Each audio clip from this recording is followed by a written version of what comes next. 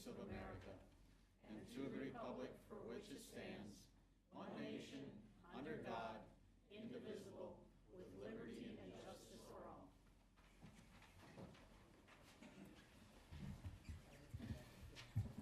Clerk, if you would please read the roll. Thank you, sir. Commissioner Campana. Here. Commissioner Frazier. Here. Commissioner Hill. Here. Commissioner Schlegel. Here. Commissioner Smith. Here. Mayor Pro Tem Reynolds. Here. And Mayor Stonehouse. Here. Commissioners, we have an agenda in front of us. If anyone would like to change anything, I'd like to hear it now. Commissioner Smith. I would like to make a motion to move item 8D from the consent agenda, which is schedule a public hearing to adopt an ordinance amending the city code to prohibit recreational marijuana establishments within the city pursuant to the Michigan Recreation and Taxation of Marijuana Act of 2018 to item 10 under new business to allow for discussion. Your Honor, that doesn't require a motion. She can just have it removed, so you're all set. Okay. So your change has been so noted. Any other commissioners requesting a change? Hearing none, if I may have a motion for acceptance. Commissioner Campana. I'd like to move that we accept that we approve the agenda as amended. And is there a second? Mayor Pro Tem Reynolds. Second. Commissioner Campana, any comments? None. Mayor Pro Tem Reynolds. None. Any other commissioner? Hearing none, all those in favor, please signify by saying yes. Yes. Any opposed by no. Motion passes 7-0. That brings us to announcements. I want to remind everybody the sled dog race is coming up on Friday. Great event for the city of Marquette. I encourage everybody to be there and watch these magnificent animals in a race that brings us really back into history. So, a wonderful event. We do have a number of openings on city volunteer committees and boards. The Board of Zoning Appeals, 3 openings. Board of Review, 3. Brownfield Redevelopment Authority, 2. Harbor Advisory, 3. The Housing Commission, 2. Investment Advisory, 2. Local Development Finance Authority, 2 openings. The Local Officers Compensation Commission, 1 opening. And the Marquette County Transit Authority with 1 opening.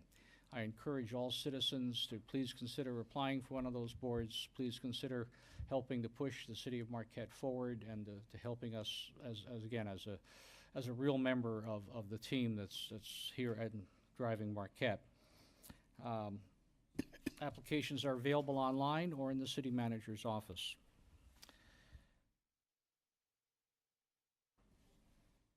I just got done talking about openings in committees, and it's really a pleasure now to recognize an outgoing member of one of our committees. Gary Gottlieb, if you would join me at the podium, please.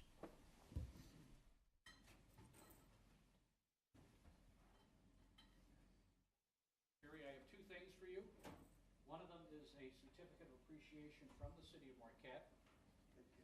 And the other is a very special T-shirt from the city of Marquette. So please wear it in good health. Oh, I'm sure I will. Thank you so much. Thank you for your work.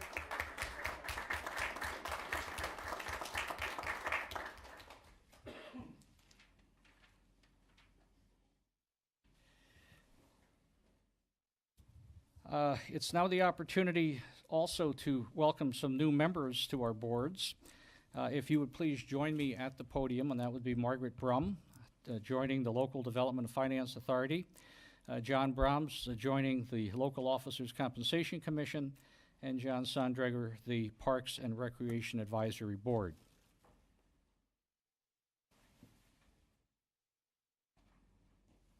What I have for you is this very special pin from the city of Marquette, and I have to warn you that these are really capable of providing superhuman effort when needed. They are very special.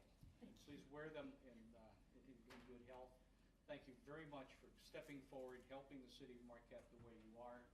It's now necessary that we swear you in.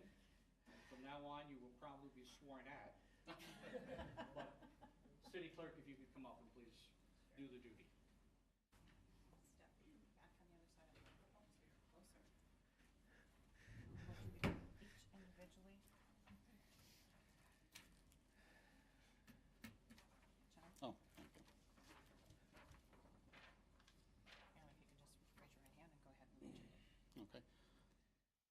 I, John Brahms, do solemnly swear that I will support the Constitution of the United States, the Constitution of the State of Michigan, and the Charter of the City of Marquette, and that I will faithfully discharge the duties of the office of the Local Officers Compensation Commission of the City of Marquette according to the best of my ability. Thank you. Thank you. If I could have 2 signatures, please. Okay.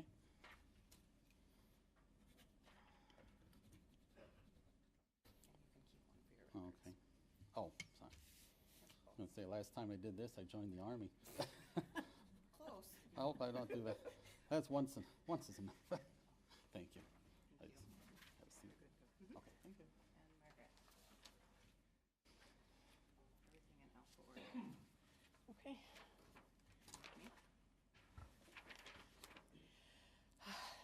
I, Margaret Brum, do solemnly swear that I will support the Constitution of the United States, the Constitution of the State of Michigan, and the Charter of the City of Marquette, and that I will faithfully discharge the duties of the office of the Local Development Finance Authority for the City of Marquette according to the best of my ability. Welcome. And 2 signatures, please. Yes.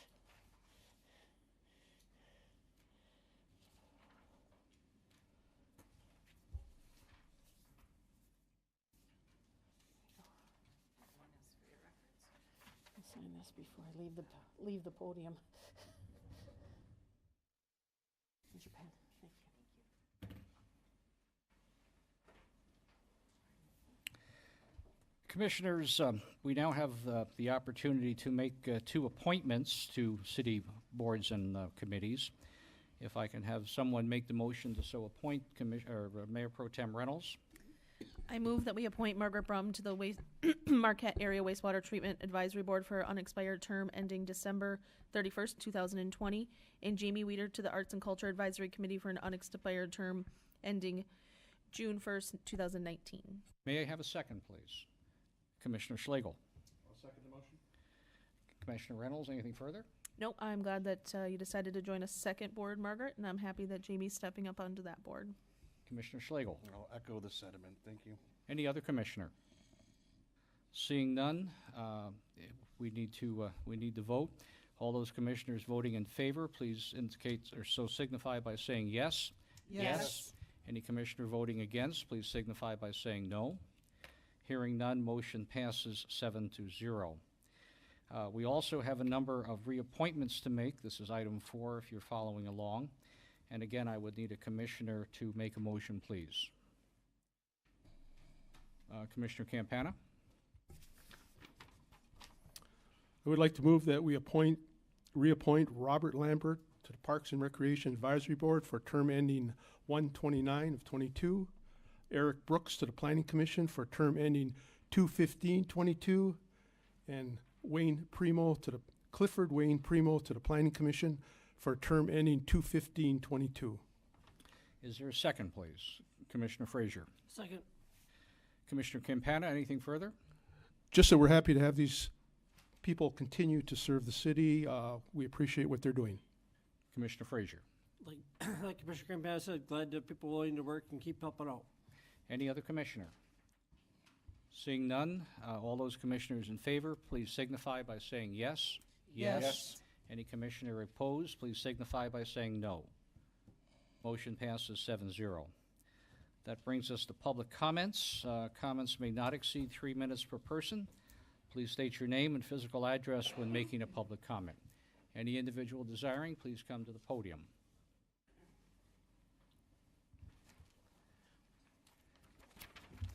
Hi there. My name is Jan Cloutier, and I reside at 1010 Pine Street and have lived there for 31 years since I transferred as a state worker 41 years ago. I was born in the 50s and raised in urban Michigan where cannabis was readily available. I've been enjoying this herb since my teens, and in all that time, it never led me to an addiction or dependence to any opioids or harder drugs. I do have a medical marijuana license, and the benefits to me has been life-changing. I rarely smoke it anymore, but the salves, tinctures, oils, and butters have all been a godsend, and most all relieve my pain within a few minutes to an hour or so. The increased mobility and independence it has created in me borders on miraculous. I'd like to give a shout out to NMU for being the first university to offer advanced studies and research in this herb. This has created a huge influx of students to our beloved area from all over the country, and these numbers continue to rise. These students support our businesses, economy, and potentially increase our tax base. Marquette is unique in its central location on Lake Superior. It has attracted many acclaimed artists, authors, scientists, professors, doctors, entrepreneurs, and more. This herb was brought to us by our Creator and dates back to biblical records. Homes, insulation, bricks, fabric, and more also come from this, and I see untapped resources for job potential opportunities for all of us. The generated taxes could better educate our police and youth on moderation and safety, the law, and making better choices. There are several studies that indicate that cannabis drastically reduces opioid and fentanyl use in communities. Nearly 2,000 people in Michigan died of opioid overdoses between 2017 and 18. I could have been one of them.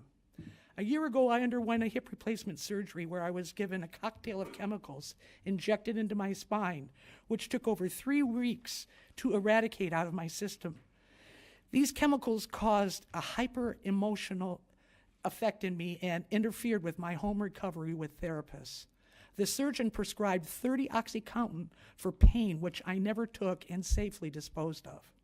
3 months after surgery, I took a fall in my front yard where I briefly lost consciousness and was transported to the ER. I fractured my collarbone and ribs and was in considerable pain. Prior to me leaving, the nurse came in to offer me an injection of 200 milligrams of fentanyl, which I declined because it was an opioid. She talked me into taking a half dose to alleviate my pain so that I could rest easier that night, so I did. I would love to be part of a roundtable discussions with local scientists, professors, prescribing doctors, independent attorneys, law enforcement, entrepreneurs, and this commission. Help us to mitigate fears and discuss openly the facts and benefits Ma'am, I that have to 60%. stop you. Okay. I mean, at the 3-minute warning, please. Thank you. Thank you. Anyone else desiring to address the commission? Anyone else? Right, Jeff Erdo, 350 East Ridge, Marquette. These are my opinions. January 28th, the Parks Board Chair asked his report be approved as written. There exists no report of such length that needs no corrections. The only few changes considered were those recommended by the Parks Director. This board ignored suggestions to include dune grass protection and to reconsider the threatened cathedral of trees at the southeast corner of Tourist Park. Some of these members belong in Kansas. That's what it would take to teach them the value of trees. We thank Ms. Brum for suggesting that no tram, free fees, or complete ban on cars occur at Presque Isle Park. By all means, expand the non-motorized hours around the loop during peak hours, and do not litter the natural stretches with signage. Mr. Fraser's idea was sound to use boulders rather than unsightly signs, fences, or berms. Also, dark sky hours need to run from dusk to dawn, with the users asked to keep an ear out for vandals. Except for safety hazards along major trails, the Olmsted philosophy is the only appropriate forest management plan for Presque Isle. He probably turned in his grave upon mention of a forestry outfit performing a fuels reduction study for a park that's best left managed by nature. This usually includes tree thinning in addition to denuding the forest floor of fallen debris. Fallen debris not only provides needed habitat for birds, mammals, and microorganisms, but also aesthetics and seclusion for park visitors. Across the country, we see too many unnatural forest floors robbed of downed woody debris that's meant to return to the soil in nature's prescribed amount. The solitude is lost. Our residents are entitled to open public processes at regular meetings when forest management is planned for any of our wooded spaces. Mr. Fraser was kind to mention accessibility at our city parks, but seemed to care less, along with his peers, about the bathroom situation at Lakeview. Perhaps it's illegal to hold an event there, and this board is trying to keep it hush-hushed. This board's incognizance of people with disabilities is once again abysmal. In fact, a disability network is looking into this. January 28th, Mr. Stonehouse gave us the same old deceptive sales pitch that nothing in a master plan will definitely happen. There's no commitment. It's what we want if funding becomes available, end quote. Who's we? He hasn't a clue whether the public majority want the ambiance of Tourist Park's woods destroyed for yurts, better suited for open areas of the park that overlook the woods. This yurt proposal is yet another pipe dream of those who are so fixated on a single cause they lose sight of the big picture, the epitome of losing sight of the forest through the trees. Bureaucrats say nothing is definite in the plan now, but once they're ready, they justify their exploits by saying, it's right here in the master plan. The public is implored to spread the word that the gorgeous stand of trees at the southeast corner of Tourist Park is in danger. Anyone else wishing to address the commission?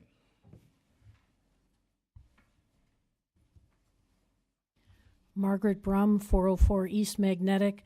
This may be overkill, but I'd like to reserve time during the public hearing on item number 7 to speak. Thank you.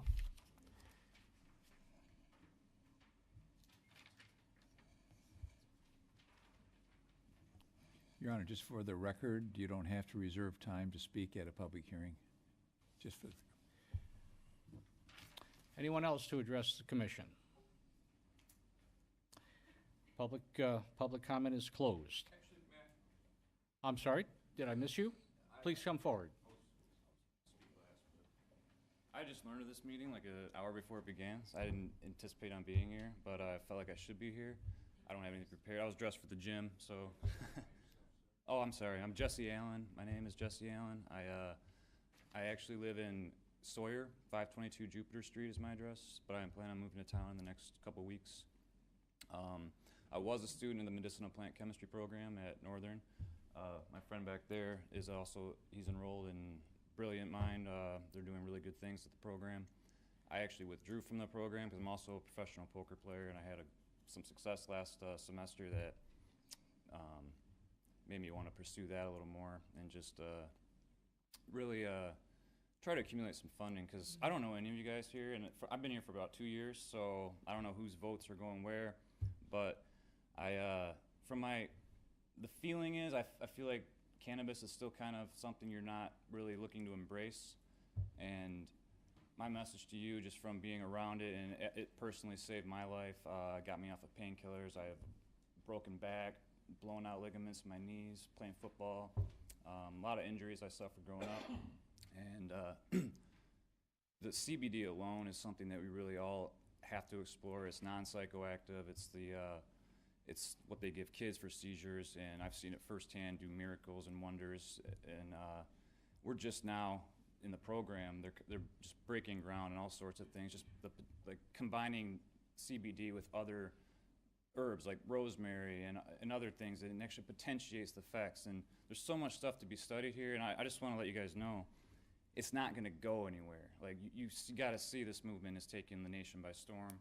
And Marquette is actually at a very unique opportunity to be, I know you want to police it very well, and I encourage it. I think, smoking it is kind of a way of the past. I think we got to look more into the actual medicine, like isolating compounds that are really medicinal and could really do well. And you guys could actually embrace this. And the whole UP, the Upper Peninsula, I mean, Marquette County is a big section, and I just see the potential for this town to really boom. And it's going to happen all over the country either way. This is the area, I think, with the research that they're doing at Northern and just the people I've met already, it's just a great energy coming to this town, a lot of young entrepreneurial minds. And whether it happens 2 years from now, this meeting, if you start accepting it, it's going to happen. And I say, let's just consider it. Let's just get a head start on it, because Wayne State's now offering a program, and I think Lake Superior State is offering something. And I really like the energy up here. I love the people up here. It's what drew me to this town, and I moved up here before I even knew it was going to be a program. So I'm a patient myself, and those are just a few words I wanted you guys to consider. And I think I would like for him to speak too. Hopefully he will, because he's the mind. So thank you very much. Please come forward. My name is Stephen Williams. I live at 245 Fisher Street. I'm internationally known within the cannabis community, and everything that these other guys have said is very valid. However, I've seen how these laws are implemented across the country, and in other states where it has become legalized recreationally, And even though 62% of the population here in Marquette has voted in favor of this legalization, I do understand there's a lot of legitimate concerns with others, and I feel that certain aspects of the legalization of marijuana does encroach on other people's liberties, such as the smell and things like that. And one of the great members of our community, Theodore Falsher, once told me, sometimes the best course of action is to do nothing. And I feel that Marquette has an opportunity to kind of take a wait-and-see approach to see how the state develops their laws and how we're going to implement these laws, because as you understand, I mean, it isn't going anywhere. However, there is an opportunity to understand better how this impacts the community. And I don't think that you're going to miss out on a giant opportunity if you take no action at this point in time. In the future, it might be something that you might want to consider. With that being said, there's surrounding communities that are embracing it a little bit more, and I feel that no patients would be denied access because of a 3-minute drive outside of the city limits. Thank you. Anyone else?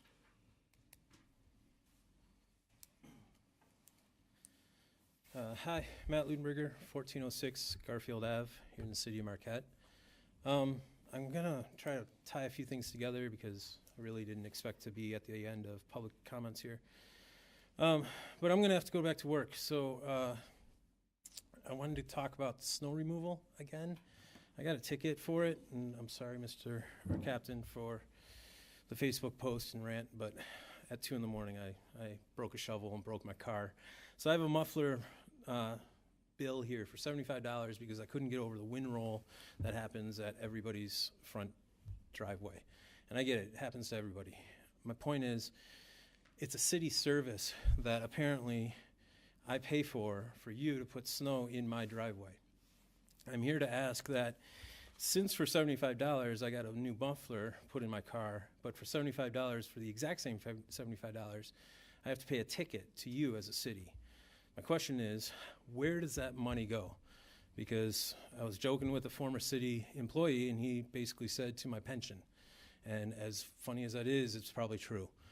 So I want to make sure that if the conversation is about getting money for this service that is necessary, this is the thing, it's necessary everywhere north of the 45th parallel. We just happen to get it a lot worse because we're in a bay in the harbor. I want us to be, since we're already getting accolades for being the snowiest city, I want us to be the ones that are the most walkable in winter snowiest city. There's times when I hope you guys all get out of the passenger seat when you go down to the 3rd Street or our business section. And that's what I mean by, we're the economic driver. I've got a minute left, so I'm going to tie this quickly into the whole marijuana debate. There's money coming in from that, but we're the economic driver of Marquette County, if not Central UP. We need to step up our game. If the demographics of the city are getting older and can't shovel that snow, I mean, I'm talking me, I'm an able-bodied adult. The people like me are moving out because of citizens having to do with this, having to deal with the fact that it is a snowy city and there's nowhere for us to put the snow. Right now I've got a neighbor who's out there moving it with a snow scoop, and basically he's winded. He can't be here. Tying this into the marijuana thing, you have a able, functioning way to tell the Lansing administration, this is how we think it should work. And I elected you guys to make laws. If you're afraid to make the laws for Lansing, then what did I elect you for? I want you to tell Lansing, this is what we think Laura should do. We have the time to do it. You've heard many people already say why we should do it. Every single one of them need help in both this and not driving long distances to basically do what's free. You're going to get money if you allow establishments. I got to go back to work. You guys enjoy your night. Anyone else to address the commission? Okay, public comment is closed. That brings us to a presentation by Chief Blake Rebold. Chief?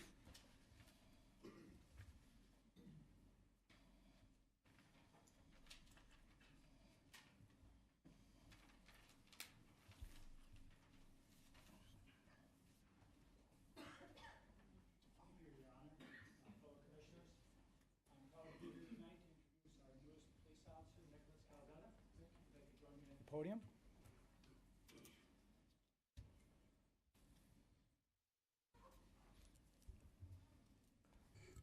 Officer Calzetta comes to us from the Ishpeming Police Department. He's a graduate from the NMU Regional Police Academy, and he also interned with us while he was attending Northern Michigan University. He has prior experience with the City of Munising, Chalkley Township, and the Michigan Department of Corrections. We are really fortunate, and we are really looking forward to having Nick as part of our team. And he brings a lot of great opportunity and a lot of great knowledge to our department. So we're really excited to be able to have him on board. So with that, I'd like to get him sworn in officially.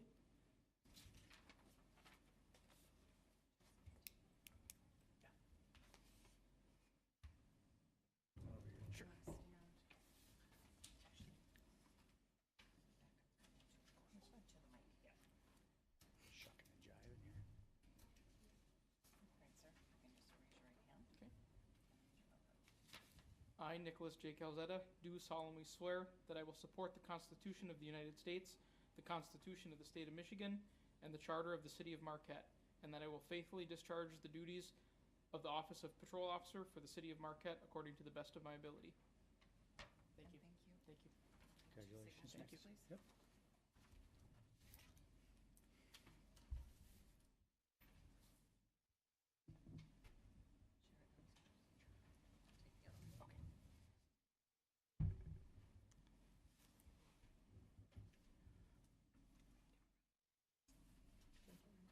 Welcome to the City of Marquette, Nick. Thank you.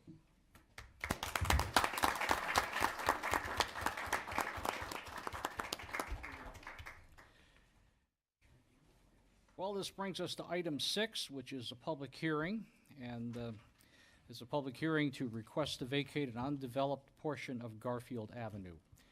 City Clerk, if you will read the background, please. Thank you, Mayor. Background.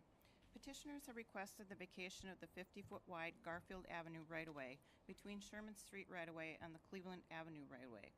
In accordance with the procedures developed by the Community Development Department for street right-of-way vacations, the petition has been circulated to all city departments for review and comment. The Planning Commission then held a public hearing to determine if there was a municipal need for the property and other elements of the request. In accordance with the Community Development Department procedures, if the Planning Commission approves a right-of-way vacation, they send a recommendation to the City Commission. The City Commission then schedules a public hearing with notice provided via newspaper. The city's role is to approve or deny the request to vacate the public right-of-way. If the City Commission approves the vacation, a certificate of vacation is filed with the County Register of Deeds office. If the right-of-way is vacated, ownership rights are vested as provided by state law. On January 8th, 2019, the Planning Commission held a public hearing on this request and made the following motion.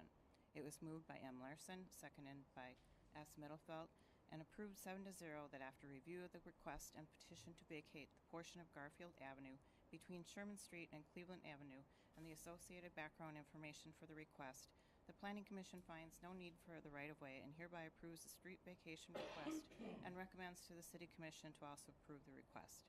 Fiscal effect, none. Recommendation, following the public hearing, approve the request to vacate the 50-foot wide Garfield Avenue right-of-way between the Sherman Street right-of-way and the Cleveland Avenue right-of-way. Alternatives as determined by the Commission. I declare the public hearing opened. Are there any citizens wishing to address the commission on this item? Are there any citizens wishing to address the item presented by the clerk on the vacation of portions of Garfield Avenue? Hearing none and seeing none, I close the public hearing. Commissioners, your pleasure. Commissioner Smith. I'd like to make a motion to approve the request to vacate the 50-foot wide Garfield Avenue right-of-way ROW between the Sherman Street ROW and the Cleveland Avenue ROW. Is there a second to the motion? Commissioner Frazier. Second. Commissioner Smith, any further comments? I reviewed the information provided by city staff, and I've also spoken with some residents in the area, and it seems like it's kind of a no-brainer, so I support the decision. Okay. Commissioner Frazier. Same as Commissioner Smith. Any other commissioners? Any comments? Seeing none, All those commissioners in favor of the motion? Miranda, Roll it's a roll call. I'm sorry, this is a roll call item. Clerk, please conduct a roll call. Thank you, Mayor. Commissioner Campana? Yes. Commissioner Frazier? Yes. Commissioner Hill? Yes. Commissioner Schlegel? Yes. Commissioner Smith? Yes. Mayor Pro Tem Reynolds? Yes. Mayor Stonehouse? Yes. The motion passes, I believe, 7-0. That brings us to the next item, which is to conduct a public hearing to consider the adoption of Ordinance 676, the draft Land Development Code. And that is also a roll call vote in my memory jog. City Clerk, if you will please read the background. Thank you, Mayor. Background. On December 18th, 2018, the Planning Commission moved to recommend approval of the draft Land Development Code pending some changes that were discussed and included in the motion. It was moved by A. Ruth, seconded by E. Brooks, and approved 6-1 that after review of the draft Land Development Code and after conducting a public hearing and careful consideration of the contents, the Planning Commission finds that the draft LDC document is satisfactory with the exception of Section 54.633, but with the inclusion of items B1, BI, and II to the preceding subsection B1A and the change of text in B1A from 2 or 3 days to 1 or 2 days in the section 54.633. The Planning Commission approves the document and recommends that the City Commission conducts a public hearing to consider adoption of the Land Development Code.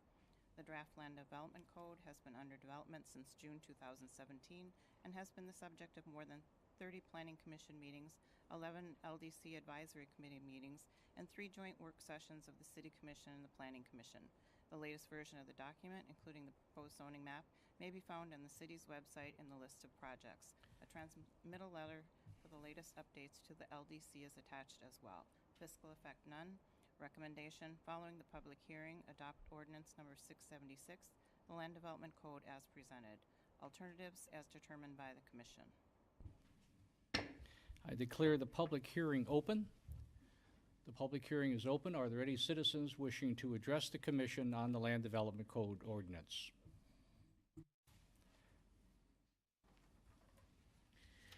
Margaret Brum, 404 East Magnetic. I'm addressing the Commission on this ordinance to tell you why I recommend that you approve it and implement it as soon as possible.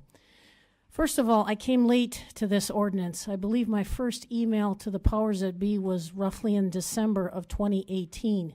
But being an email from a patent attorney, it had 3 or 4 pages of multiple comments about multiple documents, including footnotes, including drawings. In other words, if you'll pardon my language, it was a lot about the picky butt details of the document, including some numbers were 300 feet versus some numbers being 500 feet. And I had not worked on any of the meetings. I hadn't been present for any of the further discussions. I just looked at the document the way I would at any one. And I'm here to tell you that I was extremely impressed by the response I got back to all of my emails. First of all, as I said, it was late in the game, and they had every right to say, why didn't you ask this 6 months ago? The answer is, I just didn't. But secondly, they paid attention to everything I said, everything I suggested, and when they disagreed with a suggestion, they explained what their reasoning was.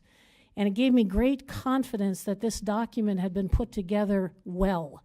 And by being put together well, it hadn't been put together by one person who shoved it down the throat of other people. It had been put together by knowledgeable people working together and trying to answer as many concerns as they could.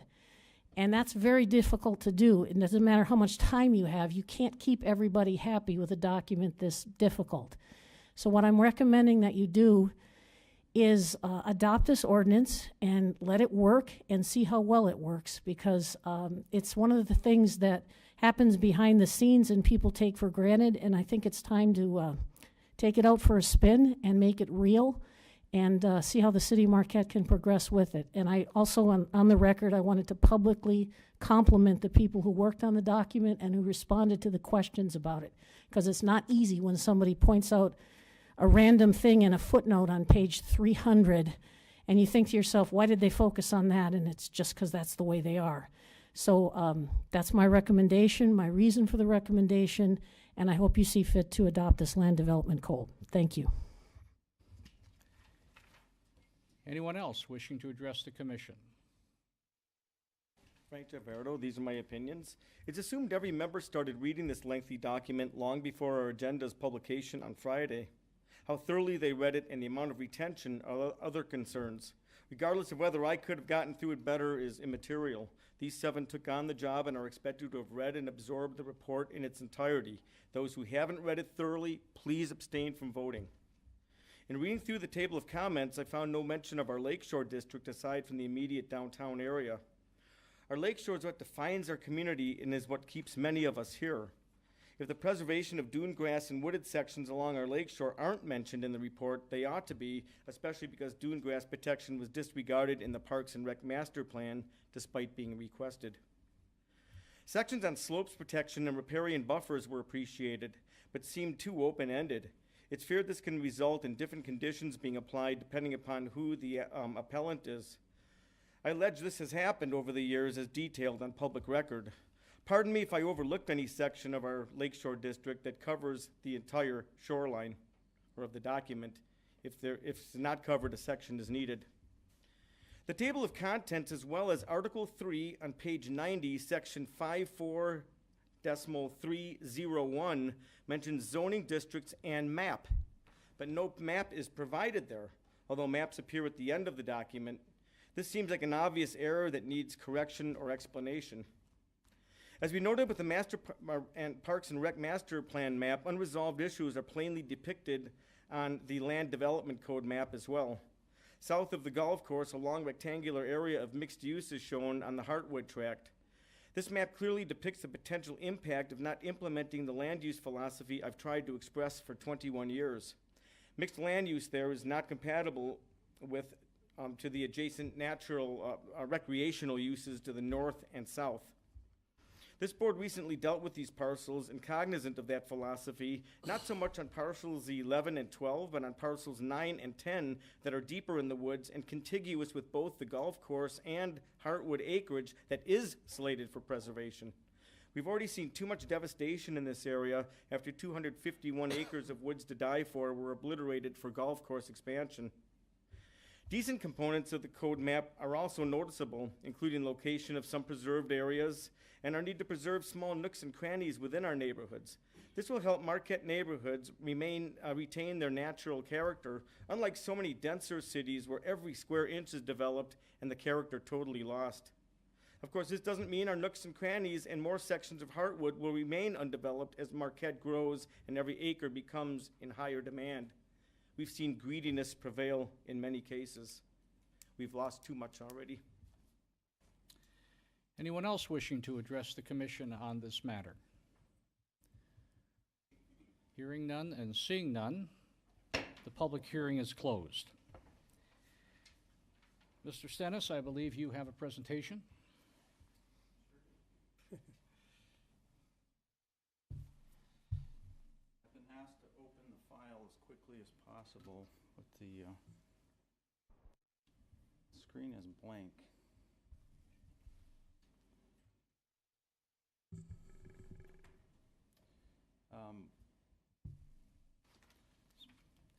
You all know that I'm the city planner and zoning administrator.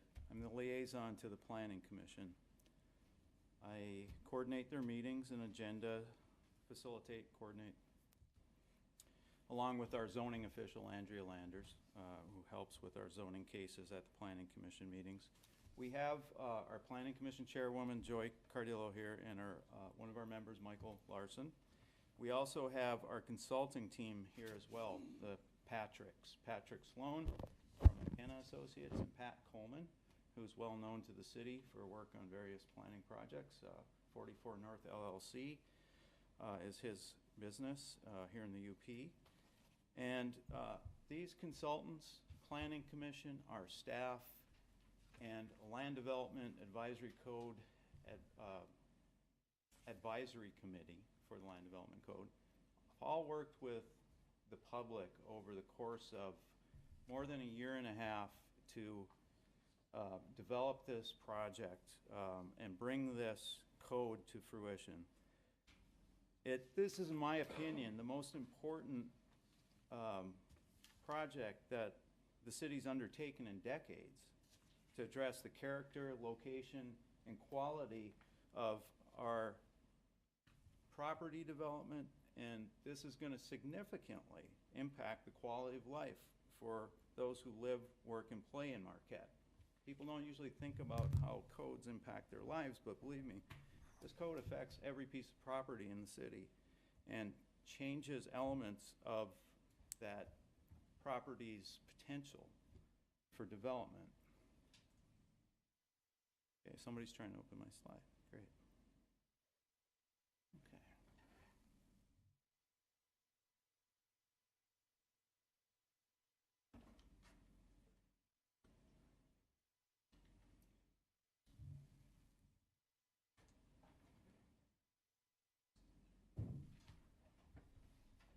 Okay. I'd like to have some visual backdrop here. So, I'm not here to ramble on about this. That's what our consultant's for. But I'm going to just take a few minutes to set up our consultant's. He's going to give you a little overview of what's changed in this code document since the Planning Commission, as the clerk read, voted to adopt this in December. So it's almost 2 months ago, but we needed a long period to satisfy the public, the legal requirement for public notification. And there were some changes made to the document over that time that had no regulatory effect, that weren't necessary for the Planning Commission to vote on. But he'll explain that. As I said, this project's been in the works for a long time, and many years the city's wanted to update its codes. Our zoning ordinance was adopted in 1978. It's a long, long time ago now. And the city commission budgeted money for this in 2016. Staff went out and used that funding, and our recently adopted master plan to leverage another $35,000 in a grant from the Michigan Association of Planning's Coastal Resilience Initiative. This is a program that is aimed at improving our coastal health. We were one of 2 communities in Michigan to be funded by this grant, and part of that was based on our commitment in our master plan to protect our coastline and make sure that we are doing everything we can to reduce the impacts of development on our water resources, water quality of Lake Superior in particular. So the Land Development Code has been created for many reasons, but updating and modernizing our land use codes was needed.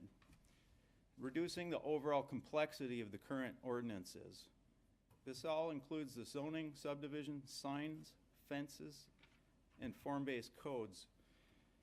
And to provide a more user-friendly document, and that document combines all the ordinances and code standards that are presently found in several separate documents.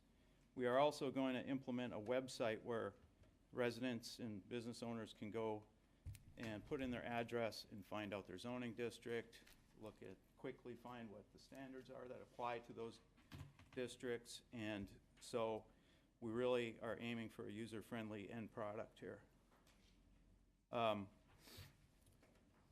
So with this code, the Planning Commission is aiming to reduce the number of variance cases that go to our Board of Zoning Appeals based on outdated lot sizes, setback standards, accessory building standards, signs, fences, and a host of other things that make people's property what we call non-conforming when a code changes or some other situation with their property changes.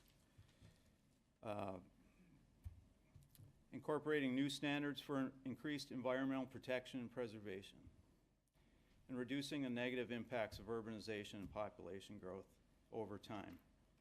This includes stuff like cars, parking, taking up space on valuable land that can be better used for other things, but it's one of the items I'll address in just a second. There are, there was mention of the zoning map.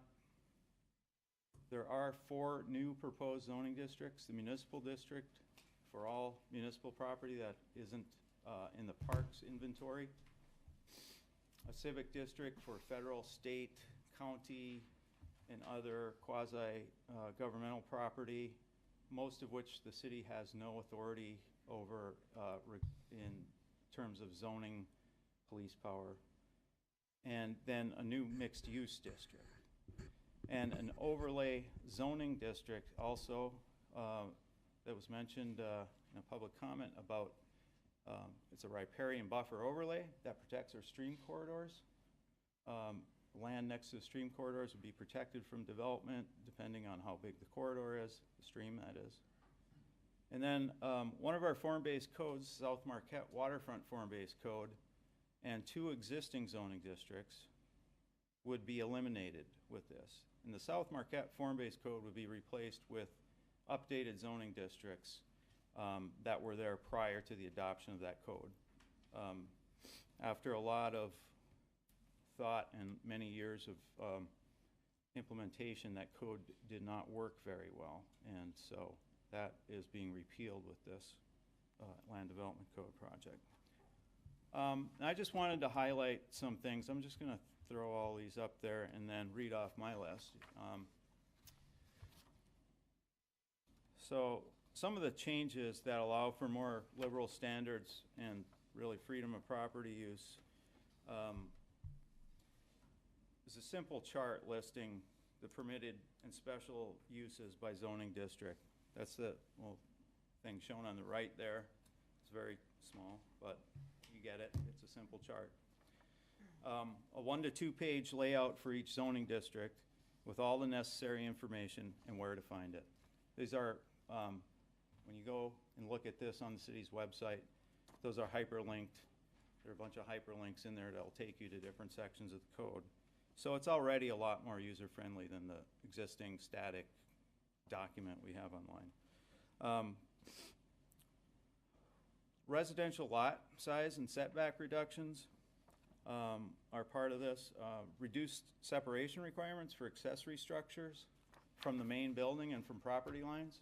That may be the #1 thing that takes people to the Board of Zoning Appeals. They want to put a garage or a shed even on their property, but they have nowhere to put it, and it's in the side yard setback, and they end up having to ask the Board of Zoning Appeals to change that. We've coordinated with the Building Codes Department and got these standards updated to what the Building Codes determines are safe standards. Accessory structures would be allowed for commercial districts. You probably didn't know that, but they're not allowed now unless they're part of a new site development, like a garage for your work vehicles. There's new allowances for temporary structures like wheelchair ramps for the disabled. Those are usually in a residential district fairly short term, but right now we don't have a good process for that. Provisions for open structures that would not require separation, such as carports. Right now you'd have to separate your carport 10 feet from your house or attach it to the house. In some cases that's not possible. And some that would not require a permit at all, like large planter boxes in the yard that would otherwise be considered a structure, a permanent structure, in some cases. Another thing that is going to be, I think, very valuable for our city's stormwater runoff is reducing parking standards for retail and office uses. This code includes greatly reduced standards. I can't overemphasize how much this is going to help over time as existing properties are redeveloped, new properties are developed. The city's not requiring large parking lots. If a large parking lot's built, it's going to be because the developer or the property owner determined they really need those parking spaces.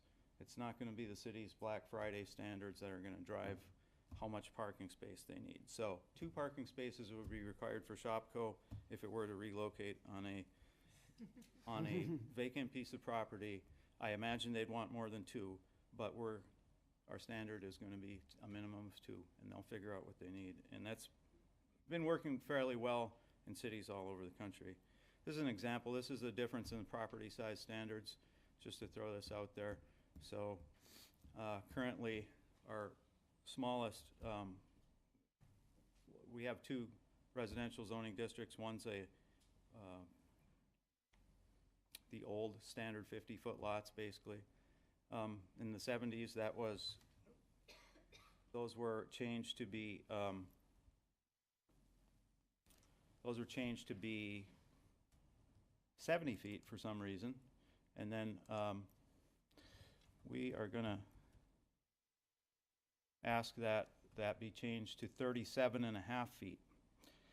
So, for example, that is quite a big difference, and that should allow for a lot more densification in the city. And so there are things built into this code that also address housing affordability in a way. That's one of them. Allowing more space for people to build homes in areas that are already developed. And I don't know, I'm not controlling that. I'll just stand back and stop trying. And then in the business sector, signs were a huge issue that the Planning Commission was tasked by community business owners to address, and this allows for quite liberal sign allowances compared to the current standards. And also the current standards were pretty complex for permitting, and this would make it much more easy if you're the tenant in a building with 6 other tenants. It'll make it much easier for you to acquire a permit for your signs. This code would allow for accessory dwelling units. So you've heard of grandma flats, you've heard of mother-in-law apartments. That's what we're talking about. They'd be able to be used by family members. That's written into the code as a starting point. That may be something that the Planning Commission and Community finds needs to be amended over time to allow for other persons to use that, but that's where it's starting. And expansion of mixed-use zoning districts in specific corridors and at nodes where those are compatible with residential development, or where there's previously been commercial development, is a strategy of this. It's really baked into the community master plan, but it's implemented through this code. So mixed-use zoning districts are expanding. There currently are office zoning districts in a lot of places. I mentioned that one's going away. Mixed use is basically taking the place. But there's also more properties that are currently residential, or in some cases other categories that are. The Planning Commission studied this pretty diligently for a long time and determined where mixed-use zoning districts make sense for the development of the city, and it's an issue that affects our economic development, affects housing, and affects really a lot of the evolution of the city going forward as to where we can do certain things. One other thing is limited animal husbandry, so people will be allowed to have a limited number of chickens, rabbits, and bees. And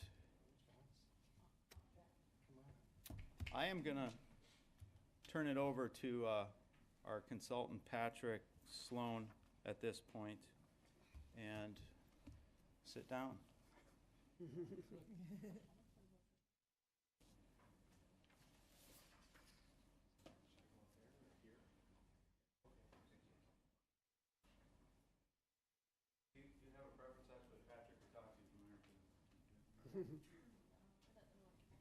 Over there is fine. Okay.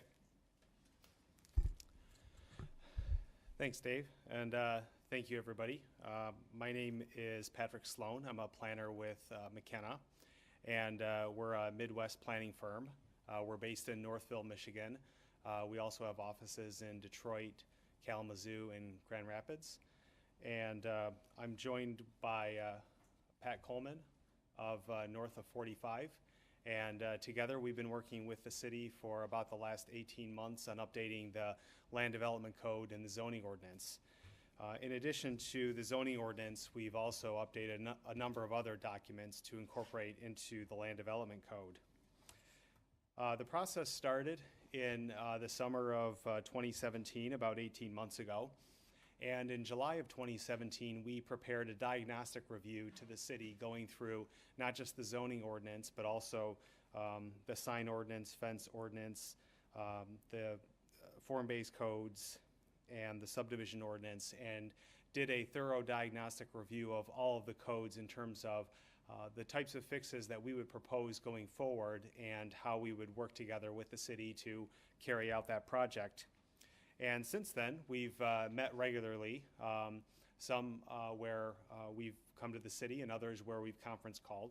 But there was the Land Development Code Advisory Committee that met on several occasions, in addition to the several meetings that the Planning Commission has had as well, going through every part of the Land Development Code document. And I won't go through everything that Dave mentioned, because I think he did a very comprehensive job of summarizing all of the major changes that took place. But most of the changes, from a broad standpoint, can be boiled down to a handful of items. The first is that the Land Development Code, it's a long document, and it's long by design, because what it does is it merges several other ordinances that the city currently has.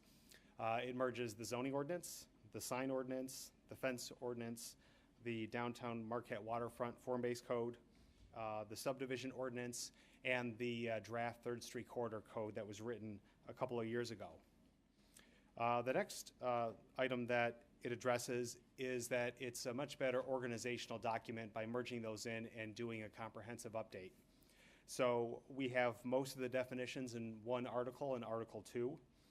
We have the zoning districts and map that are part of the document, and in the zoning districts we have a table of land uses. So if somebody wants to know where they can open a restaurant in Marquette, they can go right to that table, look at the line for restaurants, go across and see which zoning districts where it's permitted. Likewise, there is the one-pager, 1 to 2 page summary of each zoning district that Dave had showed in his presentation. And that would be if someone were in the central business district and they wanted to know what they could do in that district. They would have one sheet that tells them everything: land use, dimensional regulations, cross-references to other parts of the code.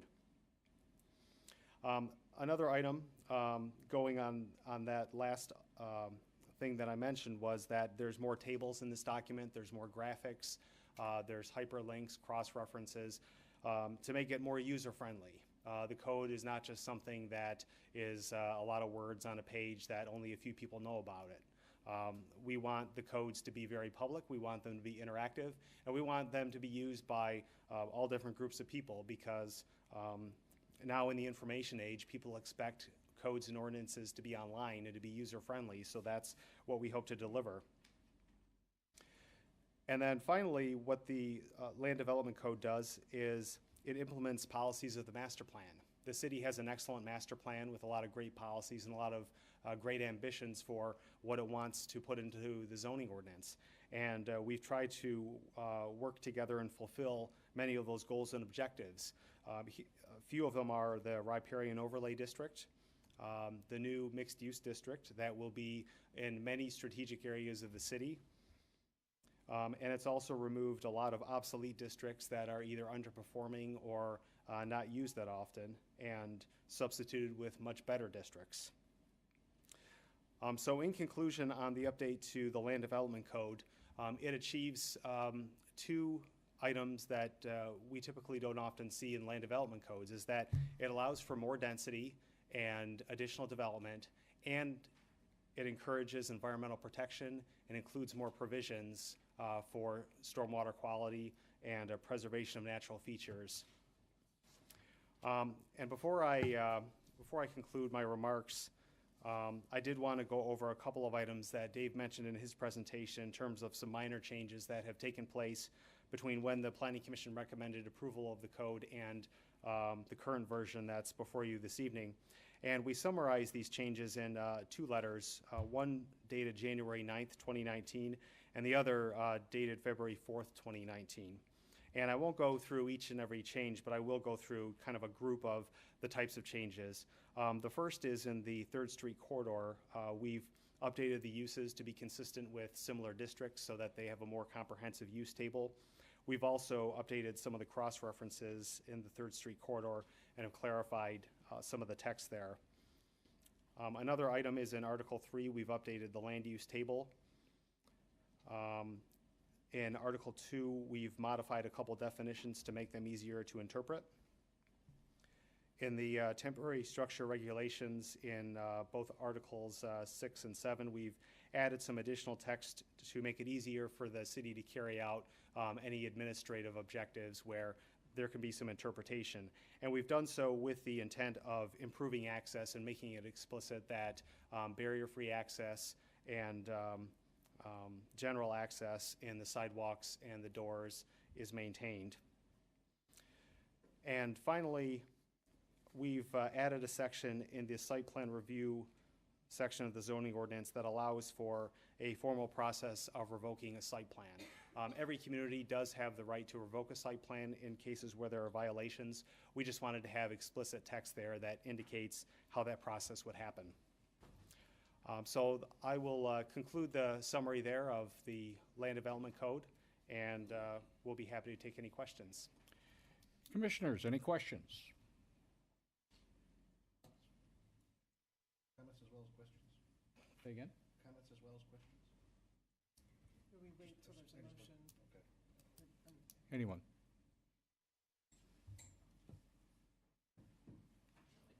Okay. I guess we have no questions. Thank you. Thank you both. Commissioners, I think it's time for a motion. We will have to do, of course, a roll call vote, but if we can have a motion, that would be acceptable. Commissioner Reynolds? I move that we adopt Ordinance 676, the Land Development Code. Is there a second? Commissioner Campana? I would second that motion. Mayor Pro Tem Reynolds, anything further?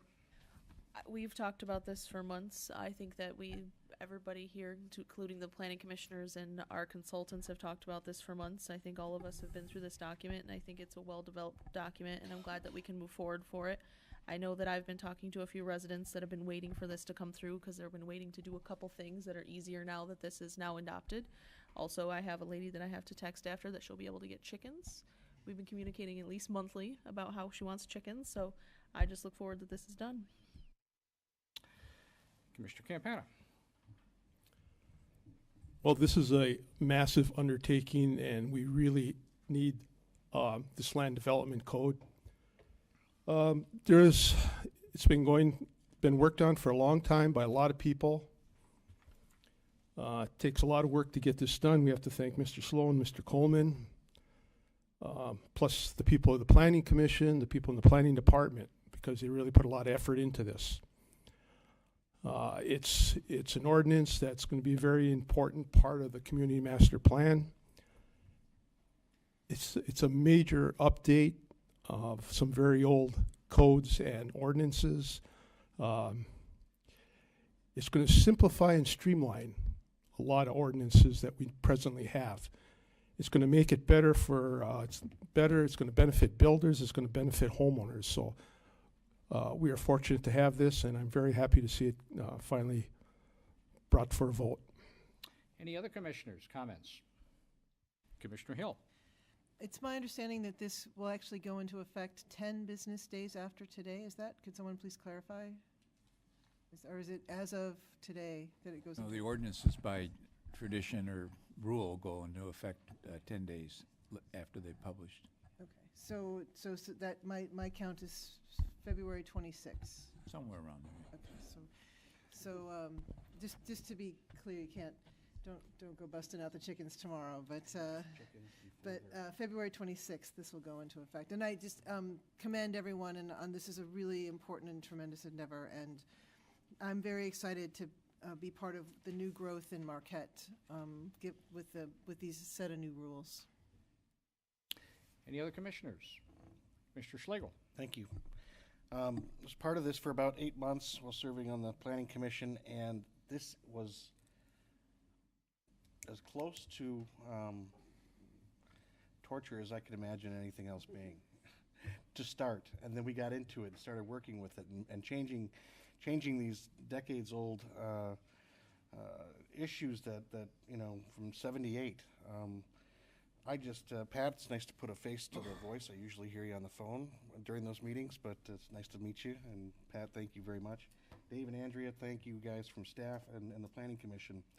This was just a massive undertaking. And I think, to try and make something like this, to try and get excited about it as much as I am right now, believe it or not,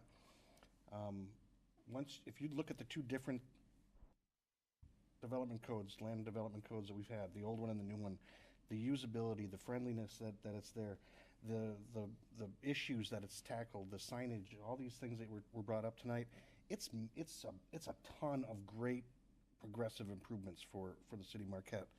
And I don't know how many people in here are at any point in time going to be able to appreciate that, because they have to go in and delve into the inner workings of it. But if you do know that these guys worked very, very hard, the countless hours of work and attention to detail and taking it down to the micro, taking it as deeply as they could, down to each lot by lot by lot. It's just an amazing undertaking. So I just wanted to make sure that it was well known how in depth and how excited I am to see that this has come to fruition. So thanks, staff and everybody involved. Anyone else? Let me just wrap that up by, again, giving my commendations to both the Planning Commission and the staff for the terrific work they've done. Commissioner Campana and I were part of the ad hoc committee for a period, and it is awe-inspiring to see how fine they can grind in trying to come up with a document that really does reflect Marquette. I will make one observation. We've got 3 TV guys over here, and I know they're all sitting there with bated breath, so we address marijuana.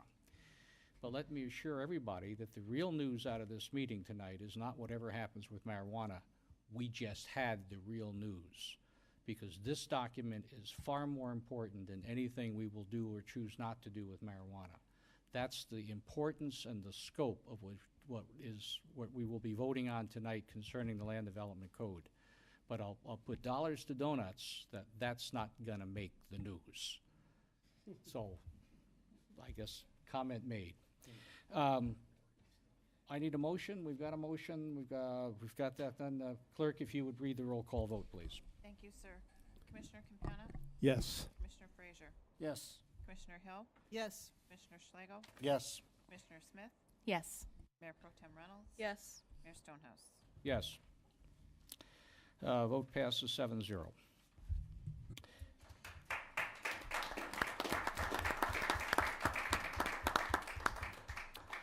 That brings us to the consent agenda. Reminded to everyone that it will require a roll call vote in the consent agenda because of item 8C, essentially concerning the cycle nonprofit status. Commissioners, if I can have a motion on the consent agenda. Commissioner Smith. I'd like to make a motion to approve the consent agenda as presented. A second for that, please. Commissioner Schlegel. I'll second the motion. Commissioner Smith, any comments? Just that I am familiar with how the Start the Cycle group is working with youth in town, and I support them becoming a nonprofit. Excellent. Commissioner Schlegel. None, thank you. Any other commissioner? Seeing none. All those commissioners approving, please signify by saying yes. Yes. I'm Any- sorry, roll call, Mayor. Oh, you know, I've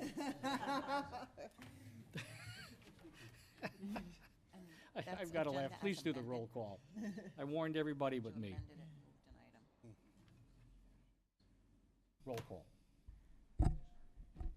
City Clerk has asked me to make an adjustment to my motion. The consent agenda was changed, so her motion should be as amended. So I'd like to change my motion to be, I would like to move that we approve the consent agenda as amended. Is there a second? Commissioner Slagle. Yes. Second the motion. Second the motion to change the consent agenda. Or to, rather consult the consent agenda as amended, correct? Okay. Good with that? You have to say yes. Yes. Any other comments? Place. Hearing no other comments, we now need a roll call. Thank you, Mayor. Commissioner Campana? Yes. Commissioner Frazier? Yes. Commissioner Hill? Yes. Commissioner Schlegel? Yes. Commissioner Smith? Yes. Mayor Pro Tem Reynolds? Yes. Mayor Stonehouse? Yes. That now brings us to item 9. Clerk, if you will please read the background. Thank you, sir. Background. The Marquette City Police Department is responsible for parking enforcement and citations, while the payment of fines and tickets is handled through the Treasurer's Office. The city currently uses a software and hardware solution from Municipal Citation Solutions for parking enforcement and collections. Both the police and Treasurer's staff have had issues using the current equipment and software, which have led to extra work and potential lost revenue. After staff worked for a year to try and resolve the issues with the current vendor, many problems remained unresolved. Because the contract has expired and we are currently in a month-to-month contract with Municipal Citation Solutions, staff decided to look at other options and issued a request for proposals in November for a parking management system. The city received 4 proposals, including one from Municipal Citation Solutions, and in December, the city held vendor demonstrations with all 4 bidders. Clancy had the lowest bid, but did not meet bid specifications because they do not offer the one-piece handheld devices the city needs to write citations and limits the number of online transactions to 3 at one time. Their solution also utilized third-party online applications, which raised security concerns from IT staff. Our current vendor was the next lowest bidder, but our past experience with them and their products disqualified them as well. United Public Safety was able to demonstrate to staff that they have the software and hardware functionality needed and can meet the specifications required by the RFP. Vendors, Passport, $40,625 per year. United Public Safety, $24,200 per year. Municipal Citation Solutions, $23,802 first year, and $12,927 each year for years 2 and 3. Clancy, $9,000 per year. Fiscal effect: the Police Department and Treasurer's Office included funding for a replacement parking system in the current year's budget. The United Public Safety bid falls within the city's budgeted amount for a parking system solution.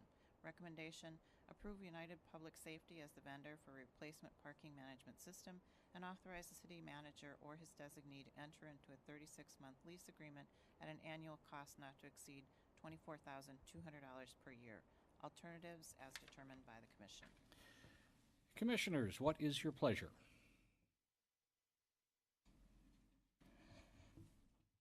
Commissioner Schlegel. I would make the motion to approve the United Public Safety, to approve United Public Safety as the vendor for a replacement parking management system and authorize the city manager or his designee to enter into a 36-month lease agreement at an annual cost not to exceed $24,200 per year.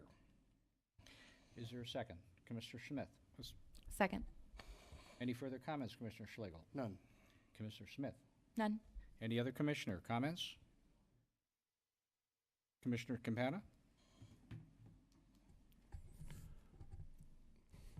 I guess I got to ask, Municipal Citation Solutions is pretty cheap, but they must be pretty bad if you're not going to take them. I mean, you could save a lot of money by going with them, but they have to be that bad. Police Chief? Yes. Parking enforcement is a very complex system, and like stated in the description, a lot of the tracking is handled through the Treasurer's Office. So that's where we're running into the issues as far as tracking citations and maintaining that record-keeping aspect of it. And they do a poor job at that right now. We've tried for several years to work with them to upgrade that system, and it just doesn't seem to be working. So there are a lot of other parking enforcement systems out there. which we looked at. I happen to be on the one that is recommended, and we were very impressed with what they have to offer, not only the city, but dealing with the downtown where a majority of our parking enforcement takes place. Very good. I would have to trust your judgment on this. Thank you. I'm sure. Any other commissioners? Seeing none. All those commissioners in favor of the motion, please signify by saying yes. Yes. Yes. Any commissioner voting against the motion, please signify by saying no. Motion passes 7-0. Clerk, if you would read item 10. Thank you, Mayor. Background. On November 6, 2018, the voters of the state of Michigan approved Proposal 1, which initiated new legislation known as the Michigan Regulation and Taxation of Marijuana Act. Among other things, the Act 1 authorizes and legalizes the recreational possession, use, and cultivation of marijuana products by individuals who are at least 21 years old. 2, creates state-licensed marijuana establishments that include retailers, growers, safety compliance facilities, processors, secure transporters, and micro businesses, and any other type of marijuana-related business licensed by the state of Michigan for the commercial sale of recreational marijuana. 3, reserves the right of each municipality to determine whether to allow or prohibit marijuana establishments within its boundaries. The Michigan Department of Regulatory Affairs is charged with promulgating rules necessary to implement, administer, and enforce the act. If the department does not timely promulgate the required rules or accept or process applications for a license to operate a marijuana establishment beginning 1 year after the effective date of the act, licensure will be by default fall to local municipalities. The state may also promulgate rules before the 1-year deadline, as the act reads, once the state begins accepting applications for these facilities. The city will be bound by the local rules and infrastructure in place at the moment of application. The proposed ordinance provides for some short-term stability and gives the city the necessary time to establish local procedures consistent with the desires of the commission. Many municipalities have enacted an opt-out ordinance to allow time for the Department of Regulatory Affairs to establish rules and then evaluate whether to allow some or all of the types of marijuana businesses to operate in the city. City administration recommends the same approach by adopting the attached ordinance to prohibit marijuana establishments in the city at this time. Recommendation, schedule a public hearing for the next regular meeting to consider amending the city code to prohibit recreational marijuana establishments within the city pursuant to the Michigan Recreational and Taxation of Marijuana Act of 2018. Alternatives as determined by the commission. Commissioners, what is your pleasure? Commissioner Smith? I'd like to make a motion to suspend the rules for discussion. Is there a second to the motion? Mayor Pro Tem Reynolds? Second. Commissioner Smith, any comments? So my first comment is we had a work session on this. No, any comments Oh, on the I'm sorry. motion? No, no comments on the motion. Reynolds? None on the motion. Any other commissioners' comments? Seeing none, all those commissioners in favor of suspending the rules, please signify by saying yes. Yes. Yes. Any commissioner against the motion, please signify by saying no. Motion passes 7-0. Commissioner Smith, the floor is yours. Thank you, Mayor. The last time we discussed this topic was at a work session several weeks ago, and it was my thought at the end of that work session that the commission didn't have a consensus one way or the other. So that's why I was surprised to see this on the agenda tonight as opting out, because I don't know that we as a commission were ready to make that decision. It's my opinion that maybe we would need another work session before we'd be ready to make a decision one way or the other. So I'd like to hear what the other commissioners are thinking about this topic, but right now, those are my thoughts as it stands. Any other commissioners? Commissioner Hill? I'm feeling the same way. I was very surprised to see this on the consent agenda. I also felt like I know for me personally, I do not have enough information to understand what's going on. And I understand that one of the arguments to opt out is that since we don't know, stay no. But I do believe there is no harm in doing nothing. I've also seen nothing to indicate that there would be harm. So I really think this is something that needs a lot of discussion and to understand where the opportunities are, what to do. So yes, I believe certainly at least one work session, if not a committee or something. There's just so much to understand, and I know I don't have enough information to make a decision. Commissioner, or Mayor Pro Tem Reynolds. I'm also in that same boat, and I went back and rewatched the meeting that we first talked about this, and it wasn't a very long discussion. It was, I think, about 20 minutes. I skipped ahead to this part, and the part that kind of threw me aback, I guess, is that 4 of us, maybe even possibly 5 of us, asked for other options and not just completely opt out. I mean it with the most respect to the city attorney and the city manager, but I can go back and say 4 of us for sure said, give us more than one option of just opting out. So with that being said, I don't feel comfortable moving forward with the public hearing without the commission as a whole, or at least at that point, felt this way. And I say my reasons time and time and again why I want to do something a little different for Marquette. So I'm not going to sit here and drill on that again, but I'm not going to vote to schedule this for a public hearing. I want it to go back to a work session and more public input. Any other commissioners? Commissioner Frazier? I think it's an important subject, but I agree with some people. Think it's a good product for some people, but I think the city's got to wait and see what the state comes up with first. I mean, because we're not saying we're not going to do it right away. We're saying we're going to wait and see what the state does.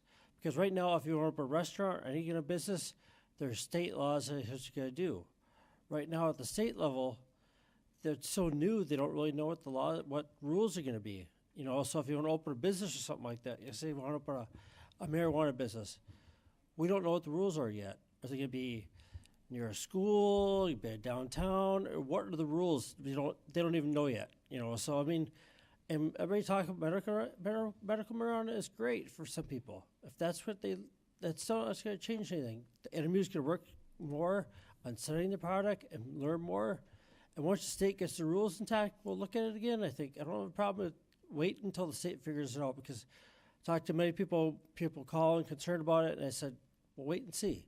People said, well, it's popular on the West Coast. They said, well, other places they have heard of, it takes like a year to get the paperwork done, just places that have it in common. So I think we'll wait and let it done at the state level, and they figure out all the rules they want to make, then we'll look at it again. But for right now, opting out was a good decision, and I mean, I've had many surgeries, and I don't have a medical card, and it's just whatever your practice is. That's all I can figure. Because it's not anything about the medical marijuana.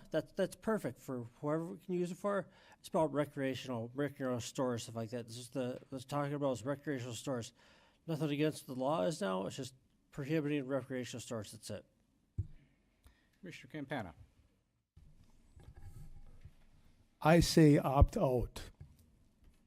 Okay. So I'm the bad guy.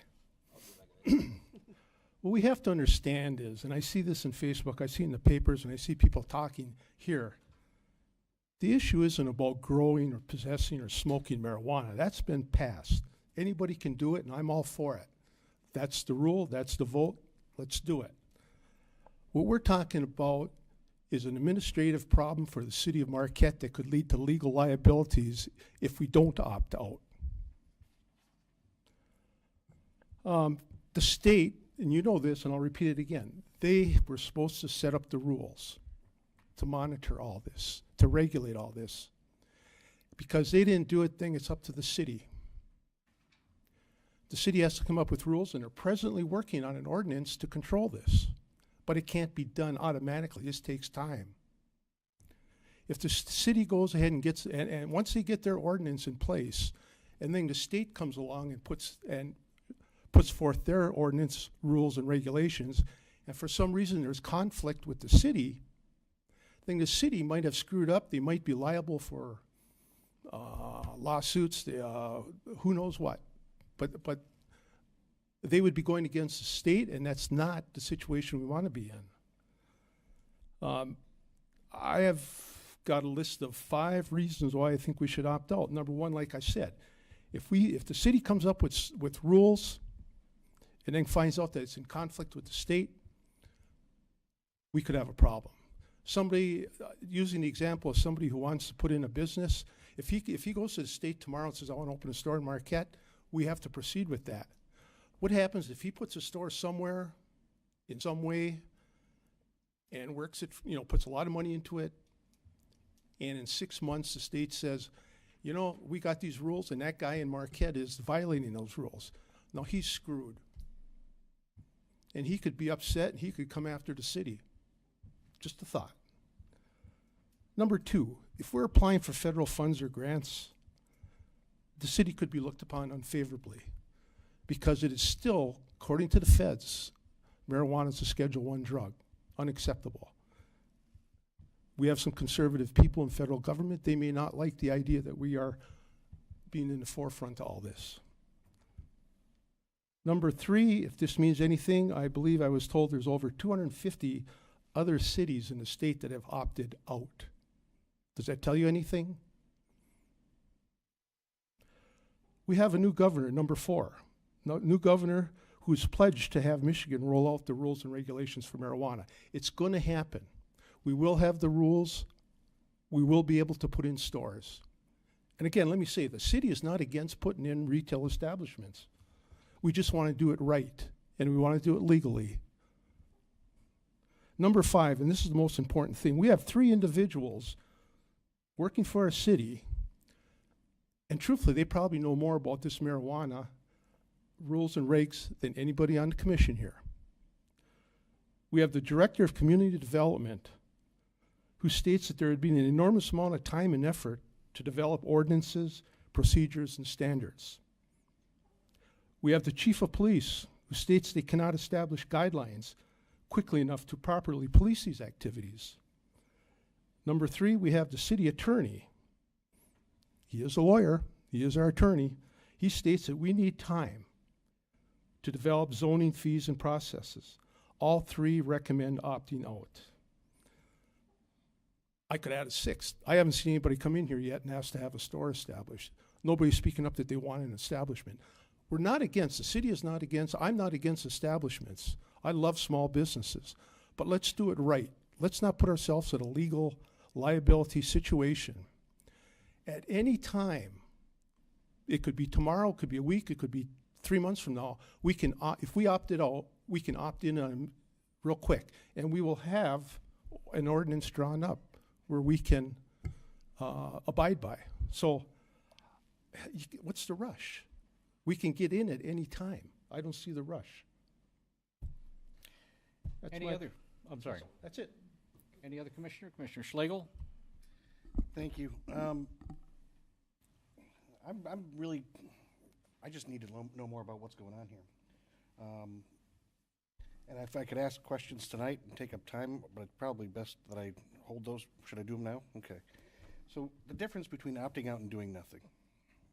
Okay. If all of a sudden somebody goes down and they apply to open up a store in the city of Marquette with the state of Michigan, couldn't they go ahead and open up a store? Or can somebody just go ahead right now because we are not opting out? I mean, what's it going to take for somebody to open their doors? It's going to take the state approval, and it's going to require, rules and regulations from the state. Okay. And they're going to allow that to happen. And then it will, if someone wants to make an application to have a business in Marquette, the state will notify the city. They'll have so much time to vet and make a recommendation, blah, blah, blah, and then it'll be decided that way. Okay. And do you see the state of Michigan offering up these storefronts before they have restrictions and monitoring and all these different types of rules and regulations that we don't have in place right now? Well, the law says that the state won't start accepting applications until they have the regulations. Okay. So until the state does that, there shouldn't be any activity. Sure. Okay. So I guess that's where I'm headed with this, because I totally agree with what you're saying there, Dave. But and I also would agree with the other commissioners on their statements to hold off and get more educated on the process here. I think that I don't want people to think that we're certainly not against any of the business opportunities and the ability to recoup on the taxes and all the things that we're all excited about potentially having with the new marijuana regulations and rules. But so I'm going to go back to my first question. What's the difference? I mean, what are we in jeopardy of, literally in jeopardy of, if we decide to either opt out or do nothing? Yeah, this is actually very simple. Okay. We're just managing risk. Okay. That's all this is about. And the risk There is is? no opt-in. Everybody's in unless they opt out. And the only reason we want to opt out is we want to have some time, see what the state does, and if they don't do anything, we put in a proposed ordinance that we do something by a certain date. So that we're not, we have whatever we're going to do officially, we do after the state has their regulations. Then it'll still be a decision for the commission, but whether they want to go in. But I mean, I think if we can wait, but I think as was said, if we wait and the regulations come down and they start issuing applications and the commission may not have decided on how many businesses they want, of which kinds in the city, we're going to have to deal with all that. This is really risk assessment. That's all it is. It's very simple. There is no opt-in. Everybody's in. Right. It's a question, can we buy some time and find out what the state is going to do and what it's going to allow and how they're going to do it? Because this isn't like any other business. We've never had a business of this kind. It's not like a new restaurant coming into town. We know what the rules are, what the permitting is like. This is a business we've never seen before. And so we want to know what the rules are to the game. And that's the whole purpose of it. It's very simple. So I think my takeaway, I guess, is that once the state comes up with their list of rules and regulations, we are on, the clock starts then for us to, I'm struggling with the need, if the state's giving us the handbook, here's how you're going to have to operate, are we going to be able to add something onto that? The problem is if the state gives us something tomorrow and says this is how you're going to operate, people start making applications, we're stuck with what we have at the date of application. That's the problem that we have. Because we're going to, and I'm Whatever the rules forgive are, me they for are. being, naive here, but are we going to be able to add any other rules or regulations to specifically Marquette that are going to be above and beyond what the state is looking I'll to let do? Mike answer that, but that's what we don't know. We Okay. don't know what those rules are going to allow. That's correct. I mean, if we opt out, during that time period, and while we wait for the state, we'll be working on what we know we can control locally. Number of dispensaries, the permitting process, the proximity to schools and daycares, zoning and things like that. I mean, those are the things that the act now says we can work on. And we would like to start doing that to the best of our ability, kind of guessing or hoping that whatever the state comes out with, what we do will be acceptable. And what I'm hoping for is that if the state comes out with their rules, we take our rules and say, okay, put them together and say, oh, this will work, or maybe we got to adjust ours, because the state's not going to adjust their rules to meet us. Then we'll have an opportunity to adjust to what the state does, and it would be my intention and Ron's, I mean, we're both going to be here, right, Ron? Yes. Okay. And it's right in the ordinance to bring it back to you for reconsideration, and at the same time, approve the ordinance that we're going to have in place, or the policies and procedures that we'll have in place if you choose to opt back in. And I mean, I have no misunderstanding or misconception that this commission wants to allow establishments. That's not the case. Like Ron said, it's just a matter of giving us the breathing room to do this right. Thank you. Commissioner Hill. Okay, it still feels fuzzy to me. And I think, so I'm sitting here, I've gone through 3 different drafts of what I think's going on. You said that when the state comes up with its rules, then someone could, the next day, submit an application for the business. And then we have to do whatever we have in place then. So if we have nothing, theoretically, so say we have nothing, we just follow the state's rules. That's what I hear you saying. We have Right. nothing in place, in particular with respect to zoning. We haven't provided any special zoning rules for these marijuana businesses, where they're going to be and what kind of businesses. There are 5 or 6 different types of facilities that could be located here. And we don't have a licensing process either. I mean, none of that stuff's been done. I don't think that's my question. My question is, because that doesn't answer, they submit the application. And it follows, now first off, that assumes they somehow know the state rules, because magically, the state's gonna issue its guidebook, and then the next day, somebody's gonna issue an application. Well, I doubt that's gonna happen, but say that happens, they're public, they're transparent, people know what the rules are. They have the rules on Thursday, because they got passed on Wednesday. And then they say, we wanna put it at the corner of, somewhere. And you're saying we have to accept it because we don't have zoning against it? Well, it's another thing about the act. It's not always that clear, but it appears to suggest that when the application is made, you go by the rules that the city has in place at that time. In other words, you don't make rules afterwards.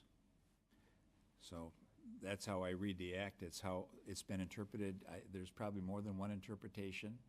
Okay, But, because okay, so it's fuzzy because the rule doesn't say. Well, the act, Not- the act I'm itself is confused. fuzzy.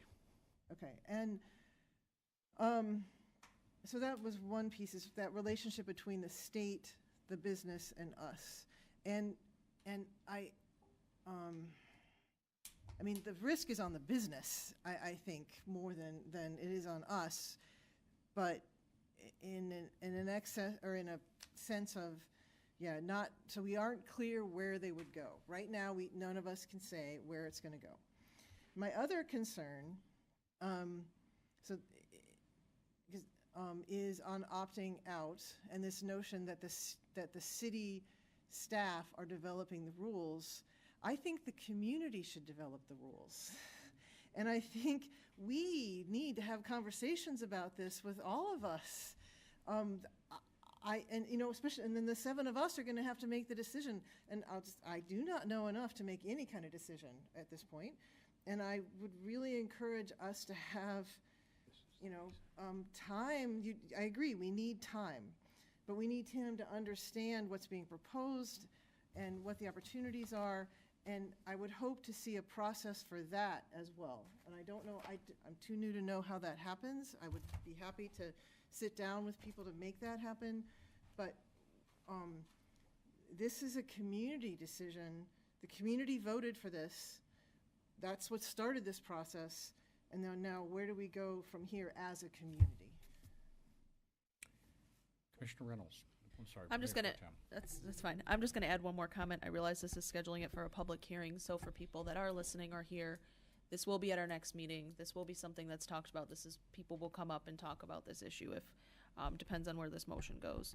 Or where a motion goes, rather, because none's up. But I did want to point this out. I did talk to quite a few representatives, by quite a few, 3, and I did talk to a couple people in the federal government. This includes our Representative Kimbenzi, that her staff and her have talked to them, and grants will not be in jeopardy. They haven't been in jeopardy in other states that have done this. They will not. That's what I've been told. And the MML is incorrect at the information they're putting out. Commissioner Campana. It was in the paper a few weeks ago that the mayor of Houghton had the council vote to opt out because they had federal grants pending and they were worried about the federal grants. So I don't know beyond that, but they opted out because of that reason. It was stated in the paper. So that's where I kind of got my information. Commissioner Frazier? I agree with Dave. I'll vote for opt-out. Nothing against small business. 'Cause I like small business too, but we have to wait and see what the regulations are. We figure out, because we see enough complaints with people sending us emails. I'm sure our police chief saying is people have houses over by schools and people complain all the time about the smell by the schools. I mean, that's what we have to think about. It's not about, well, can we have it or not? It's about taking care of our kids. We don't know what the regulations are going to be. We ever have a restaurant downtown, people hanging out, you know, and, or be able to do it in a restaurant. I mean, yes, alcohol is not good, but I mean, people don't smell it. So we're gonna wait until wait for the state to figure out their rules first, then we'll probably opt back in once the state figures out what the rules are gonna be. Because what I heard from many people that talked to me before, they said people in other states take them at least a year to get regulations figured out. So once the state gets figured out, we'll go for it. Any other commissioners? Commissioner Smith. Thinking back to when medical marijuana was approved and how it took the state 8 years to come up with their rules and regs, that's kind of where I stand on this. I don't think it's going to be quick, so I think we need to be proactive as a city and get our butts in gear now rather than waiting and opting out. That's my opinion. Commissioner Schlegel? Again, you know, I'm still riding the fence here. I get where you're coming from, and it makes a lot of sense, coming from our city attorney as to why we want to opt out. It would be smart for us to be able to have that time to come back and revisit all the regulations that will be put in place by the state of Michigan. And I think that we may be making too big of a deal out of this, because I think the state's going to be pretty darn thorough with the easy ones, the low-hanging fruit, where we're located next to schools, where we're located next to churches, or things along those specific major concerns, which we all are the automatic ones that we come up with. Where we're coming from, where something that would certainly be something to consider is a good reason to opt out would be to say, where do we want these to be? You know, are we zoning? Do we have zoning in place? Not to say that we couldn't go ahead and ask the planning commission to go and say where in the city of Marquette would these make the most sense. You know, you don't want them in your residential neighborhoods. You don't want them anywhere, you know, that's going to be an issue. We're not talking about just dispensaries. We're talking about manufacturing.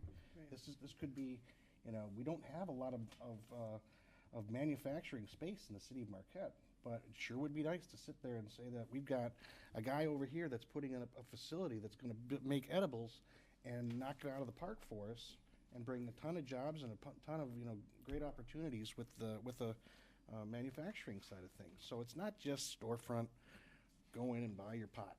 It's, you know, what else comes with it? There's a lot of things.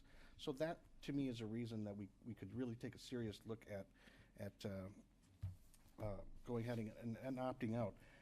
And I don't mind having a public hearing on it for the next meeting, but I think that we need, as a group, you know, we don't, just so the public knows, we don't have an opportunity to sit and talk about these types of things other than what we're doing right now, okay? Very little interaction goes on outside of these meetings. So this is great to hear what they're thinking, but it's a Freedom of Information Act, and we're not allowed to have so many commissioners together at certain times. That's why this may sound a little bit perplexing to you guys, and I want to make that known. But to opt out and to say, okay, we're going to have all of our ducks in a row when they give us their laundry list, and have all of our small things, you know, we can then we say, okay, it could take us, we get a list of 30 things, the city or the state gives us 25, and because we're opted out, we can make sure that those 5 that weren't in there now can be added in very quickly. We can take action on that once things are put in place by the state. Or we can, you know, look at their list of 25 and go, we didn't think of that. We missed one here. But so if we went ahead and did a public hearing on it for the next meeting, I'm not opposed to it, but I'm not saying I'm certainly not going to say right now that I'm voting for opting out, just because these are the things that I need to really put my mind to, where these things are going to be located, what other options are there besides manufacturing and storefront do we need to be concerned about, and you know, what don't we know? We don't know a lot. So that's where I'm going with it. Thank you. Anyone else? Thank you, Paul. That helped a lot. And I think, so what would help me is if we're opting out, how are we including the community in this conversation? I understand that we need to have legal and planning and zoning on on our side, on the technical side of managing and regulating and guiding. That's our role. But I also would like to know if I'm going to vote for an opting out because that's the way to get us time, and I don't know that it is, but that's what you're telling us. Then I would want to know then how are we as a community going to be making these making these discussions and understanding, because I think, like you said, the state's going to take on the low-hanging fruit, so there's a unique situation or that's special to Marquette, or these greater business opportunities because we have NMU that other communities aren't going to have. Any other commissioners? Then let me weigh in if I can. NMU isn't playing. They prohibit any drugs on campus. They will have nothing to do with them. And their argument is essentially that because it's a Schedule I drug, it potentially would put federal grants in jeopardy, therefore they will allow no marijuana on campus. Now, you might look on that and scratch your head and say, wait a minute here, aren't these the guys that are teaching the course? But that's an issue that the university has. And it's a significant one, certainly for the city of Marquette, because they are a very large part of our community, and they have effectively opted out permanently. This is no opt-in for them in any way. They're off on their own turf on that. A couple of thoughts, though. I strongly support opting out. Remember, twice in the last couple of meetings, I stated that the city of Marquette will be an opt-in community. We will be doing the drug sale, the marijuana sales. We will be doing that. There's no doubt in my mind. But by opting out at this point, what we are doing is protecting ourselves. We're giving ourselves time. We're buying it. And then the question becomes, if we buy the time, how well do we use the time? And if we use that time to build a good ordinance that would be supportable once we get to this point with the state issues regulation, if we use that time to talk with folks in the community and the city about what they may see and think about how we should be running a program, which should be in that ordinance, then we're using it well. And I think we would be doing that. I would also ask folks just to think, how many folks are going to drive home in their car tonight? How many folks would drive home without automobile insurance? Because that's really what you're asking to do if you don't opt out. You're putting all the risk against you, and we really need to protect ourselves against that. We need to have it so that when the state finally does issue the regulations and issue the instructions, that we have a document put together, an ordinance, that is largely built on what we think is going to happen. There's probably an 80% solution to it, that reflects who the city of Marquette is and what our people are and what they want. And we can build that in a number of ways. One of the ways you build it is a public hearing, because if we should vote this in, that means next week or whenever the public hearing is set, we'll have citizens up here saying, I think you should. And all that data can be captured and used. As it works its way through a planning commission, that's another opportunity for input to the document. You can do sensing sessions at the Citizens Forum. All of these things can happen to help build that ordinance, not around the things that might be driven by the state, but around things that we think are important to the city of Marquette and how we do it here. And that's why I'm so very strong in saying that I think that opting out is the best thing we can do right now. And remember, the ordinance that we would be passing has a drop-dead date when we have to revisit it. In other words, it's not a permanent thing. And I think you've expressed and you've heard the expressions of support across this commission for what is happening. In other words, that we will be an opt-in community, we will be part of it. This is just simply an opportunity to do it the right way. And there's no reason that we have to hurry into this. We're not getting there any quicker because, again, everything is legal. We're not getting to that point where, boy, I can get it, it's now legal. It's legal right now. All we're talking about is how we can make it work in the city of Marquette for the effective sale, distribution, and manufacture of recreational marijuana. That's what we're focusing on. If you were an attorney, you would be talking about something called home rule. And home rule is what allows a city in the state of Michigan to make rules for itself. And this becomes a very important part of that concept of home rule. How do we do it? And if Lansing issues very specific instructions, that's one thing. If they issue more blanket instructions, that's quite another. And we don't know what's happening yet, and we will as we get closer to it. Again, we're keeping in tight contact with the folks down there that can feed us that information. But again, above all else, we protect the city of Marquette. We protect our citizens by doing it the right way. We don't have to rush into this. We can't get there any quicker anyway, guys.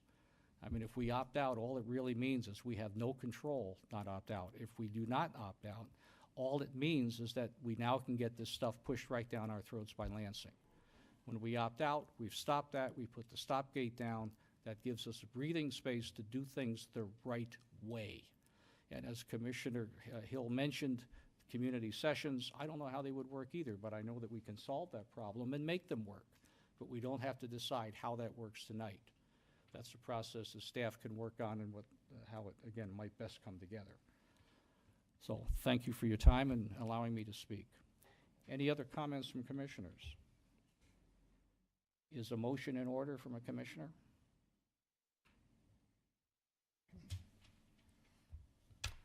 Commissioner Campana?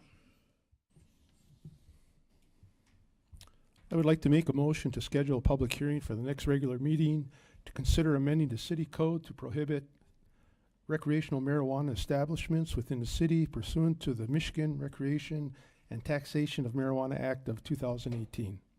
Is there a second? Commissioner Frazier. Second. Commissioner Campana, any further comments? Enough said. Commissioner Frazier? I'm all for Dave says. Any other commissioner comments? I will then not call the question, I will then, we'll have the vote. Any commissioner in favor of the motion as made, please signify by saying yes. Yes. I believe I have 4 yeses, Commissioner Schlegel, Frazier, and Campana, and myself. Any commissioners against the proposal, please signify by saying no. No. And I believe I have 3 commissioners, Hill, Smith, and Mayor Pro Tem Reynolds.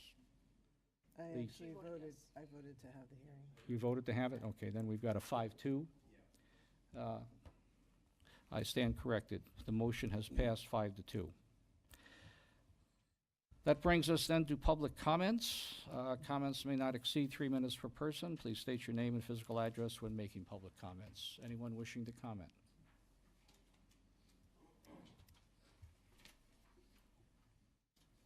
Matt Ludenberger, 1406 Garfield Ave, here in the city of Marquette. I guess first off, thank you for rescheduling the code changes for this week when the cameras are all fixed. Much better view. That was vital for that presentation, and thank you for doing that, approving that without question. I mean, that's it. Thank you for letting them do their work, and you found the answers. So I guess here's my quip for the night. They say paranoid, or they say pot smokers are paranoid. It seems like everybody who doesn't want pot right now is really paranoid about what might happen. You were scheduling just tonight, you were scheduling a meeting about opting out. You could have easily just scheduled a meeting for an ad hoc committee. You could have easily just said, hey, we're going to keep this on the new business and we're going to take notes. You could easily have done a multitude of other possibilities. It didn't have to go straight to what's called opt out. I agree with Ms. Hill. I'm still confused as to if you don't have rules, are you then forced to use the city or the state rules? And at the same time, these rules that they're talking about, that you're talking about, are things that, not to be an oxymoron here, but you just approved a whole bunch of changes to the city code. This could have been one of them. Now, do we have to amend the city code that you just approved tonight in the similar manner to when the rules come through from Lara? My point is this something you could have easily just kicked over to the Planning Commission to say, hey, how far through schools, which districts in town could be or could not be appropriate? I mean, Like you said, you don't know exactly which businesses are open, but you have an expert in the room, and none of you asked him any questions. That's what I'm asking for, is the ability to say to the city of Marquette, we as residents of the state of Michigan have an idea as to how to go forward with this. And you literally just said to every single one of them, we don't care, we're gonna do this anyways in November, and we might or may not be around. I mean, who here is going to be up for re-election in November? Is this something that you just kind of pushed off so you didn't have to make the decision? Like I said earlier, I elected you folks to make the decisions. I ran for government to make these decisions. If you're unwilling to make these decisions, if you're unwilling to take it to that level and say, hey, in the city of Marquette, we're not going to allow it 1,500 yards away from a school of any district, that would be fine. That would be a great, appropriate first step so that we as residents in the city of Marquette know where you're coming from for all that. And as far as the snowplow, going back to my original statement, I really do want to apologize to the police force. At 2 in the morning when I break a shovel and I break my car, I'm not the most comfortable. So when I come back the next day and ask for permission to not pay the $75, I was told I'm lazy and I've got snow to move now. So thank you for your time. Anyone else wishing to?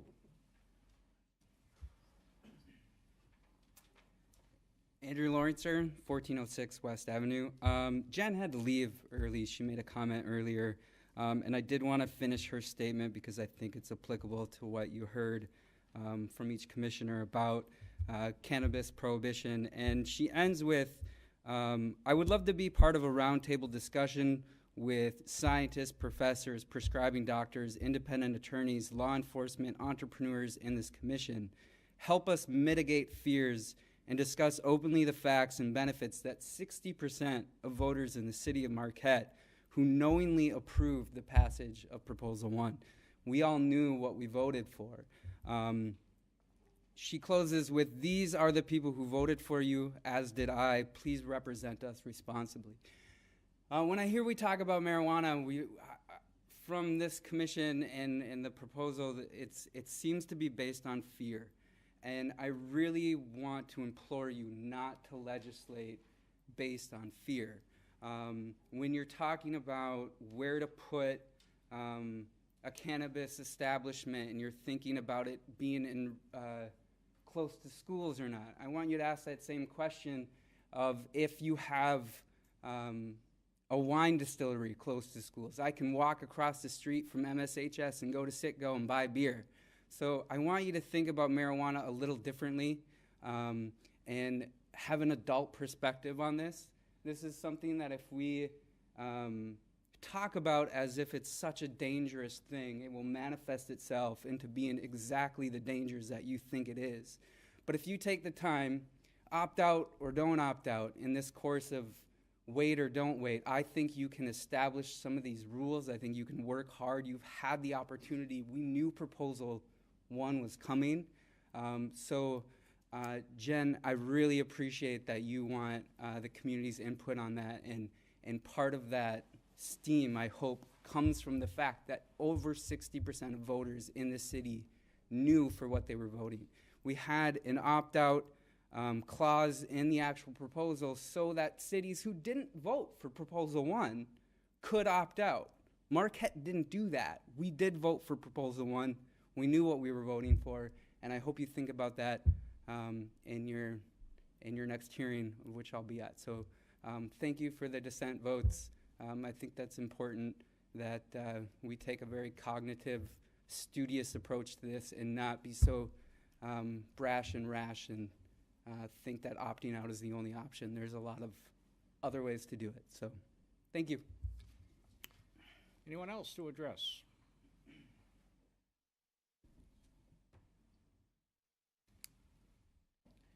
Frank Taverdo, these are my opinions. Of the 338 meetings I've attended, our January 28th meeting was the most poorly run. Mr. Stonehouse first forgot to approve the agenda. He then called me up to speak on item 8, a public hearing, before having the clerk read the background. My apologies for confusing him, but a prudent chair would have had the item read, then added, although Frank reserved time, this is a public hearing, people are welcome to speak in any order. Mr. Stonehouse then forgot to hold discussion before a vote. Next, no one, including me, seemed to realize we'd begun the consent agenda. Again, this board looked foolish for ignoring my advice to read our consent agendas to inform the public of what's ahead and to show respect for causes that appear on our consent agendas. If he had had the clerk read it, everyone would have known instead of no one. Crazier yet, he went on to forget to conduct a roll call vote for item 10, which read right on that very line of our agenda, quote, Parks and Recreation Master Plan roll call vote. He didn't even need to read the supplement to realize it was there in plain sight. 6 errors. Twice in a row he showed up ill-prepared, though not as bad tonight. January 28th, Mr. Fraser said, quote, marijuana is a brand new decision. Wait and see when the state figures it out in a few years. This is not a brand new decision. Over a sixth of our time has passed. We can't wait a couple years because if Mr. Fraser were listening, he'd know we must arrive at a plan within a year, even if the state doesn't. He wants us to wait and see like puppets with no brains of our own. Mr. Stonehouse appeared to refute my accusation that this board is dragging its heels when he said what works well in other states isn't to say what fits in Michigan. We don't know where we're going. Do the math. Do the business plan. The numbers aren't there, end quotes. Both members acted as if I wanted to rush, even when we seemed to be on the same page for a few times in 21 years. It needed to be an agenda a month ago at the latest, not delayed until our next meeting, with very dubious background information that leads me to allege staff discussion behind the scenes. Let's hold another work session so we can do the math, develop a business plan, see what the best fit is for Michigan, and most importantly, for us. What we just discussed made sense on both sides of the coin, but unless Mr. Stonehouse has done the math, how can he assume the numbers aren't there? Trinidad, Colorado has 9 shops now.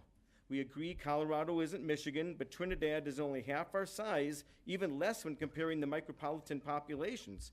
Marquette County has over 50,000 people of voting age times a .62 who voted in favor, plus visitors.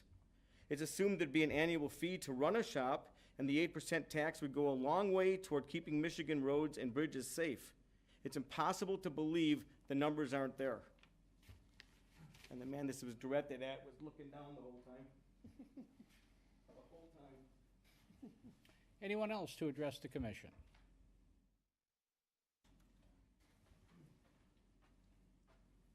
Jesse Allen, 522 Jupiter Street. Gwen.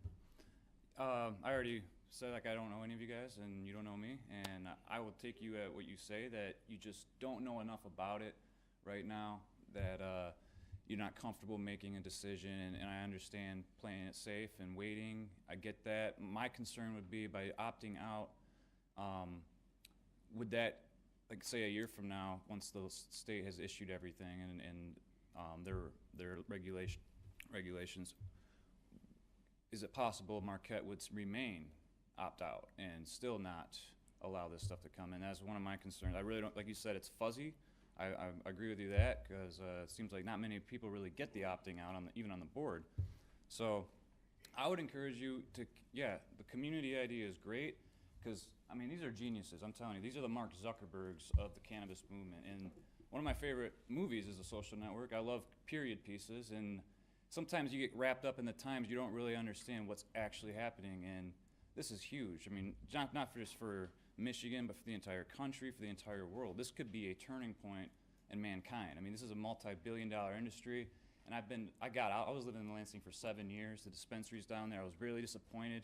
It's like a bunch of stoners threw a neon open sign up in their window and started selling weed, and I was really disappointed in the quality. I became patient, started growing my own stuff, and making real medicine, CBD, which is amazing. You talk about anxiety. There's an anxiety epidemic, in my opinion, going on in the world. CBD does wonders for that. Like I already mentioned, it's wonders for kids.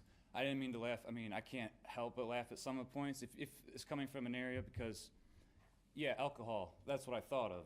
It's like alcohol is way worse than cannabis. And the school regulations, there's already stuff in place, and you can kind of start planning that already. Obviously, you don't want to play it safe. Look at the grid and decide this is far away from a school. This would most likely be an area we could have them, and we could start planning ahead and get the community discussion of. I'm trying to cram a lot in 3 minutes here, but I would say consult the students. And Mayor Stonehouse, the Northern Michigan point, I really get that because that's federal. But like you said, the risk is on the people here with the businesses. So the school is at risk in that regard, which I totally understand. But if someone wants to try to start a business and the state shuts them down, I mean, was Marquette really lose that much? Or are we, I mean, it's kind of a learning experience too. So that's the risk I feel like the entrepreneurs are willing to take. That's what entrepreneurs do. They take those risks. So you could even, kind of like Black House does, or the Black Rocks.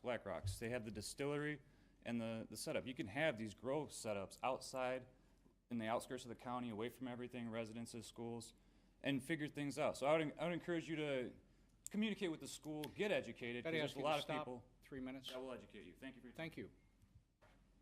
Anyone else? If not, I will close public comment. That brings us down to comments from the commission. Commissioner Smith, you started the evening off. Thank you, Mayor.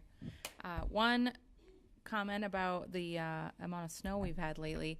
I think for the most part, city staff has done a great job maintaining the roads, and I know we've got some more snow coming, so I just wanted to shout out and say thank you, and I hope we're able to keep that up. I know they've had all the crews out there. I have had some requests from residents to cut the banks back, but I know that we have been running probably 24/7 just to keep up with the snow that's been falling. So maybe if we get a break, we can cut the banks back. Might ask the city manager to address that a little bit. We've had a good discussion tonight. I think it will continue next meeting on the marijuana topic. I agree that the LDC was really the star of tonight's meeting and probably didn't get quite the show that it deserved, but I'm excited to see how residents can interact with that plan in the future to make things easier. That's all the comments I had tonight. Thank you. Thank you, Mr. Mayor. I think it's a great step that we just had that time to talk about such an important thing with the marijuana regulations and things that are coming up. Doesn't mean that we're going to opt out or opt in, or do nothing, I should say, next meeting, but it's going to give us more time to talk about it. In the meantime, we'll learn more, get as much information as we can to make the best decision. And, you know, like the mayor said, there's no doubt that we're going to have it. We're going to have, you know, the state won't tell us how many stores we're going to have. That's going to be a decision that we need to come up with, and that's got to be something that that we hopefully have a handle on before decisions are made by the state, and we're stuck with some other sort of, you know, whatever they might put in place. My point is that we're headed in the right direction with this. It's a great start tonight. Good points with the LDC. That was rockstar move on their part. Staff and Planning Commission did a ton of work. Painful work, man. And I'm going to follow up with the snow comments. Boy, you're just knocking them out of the park tonight. Great job by staff getting things taken care of.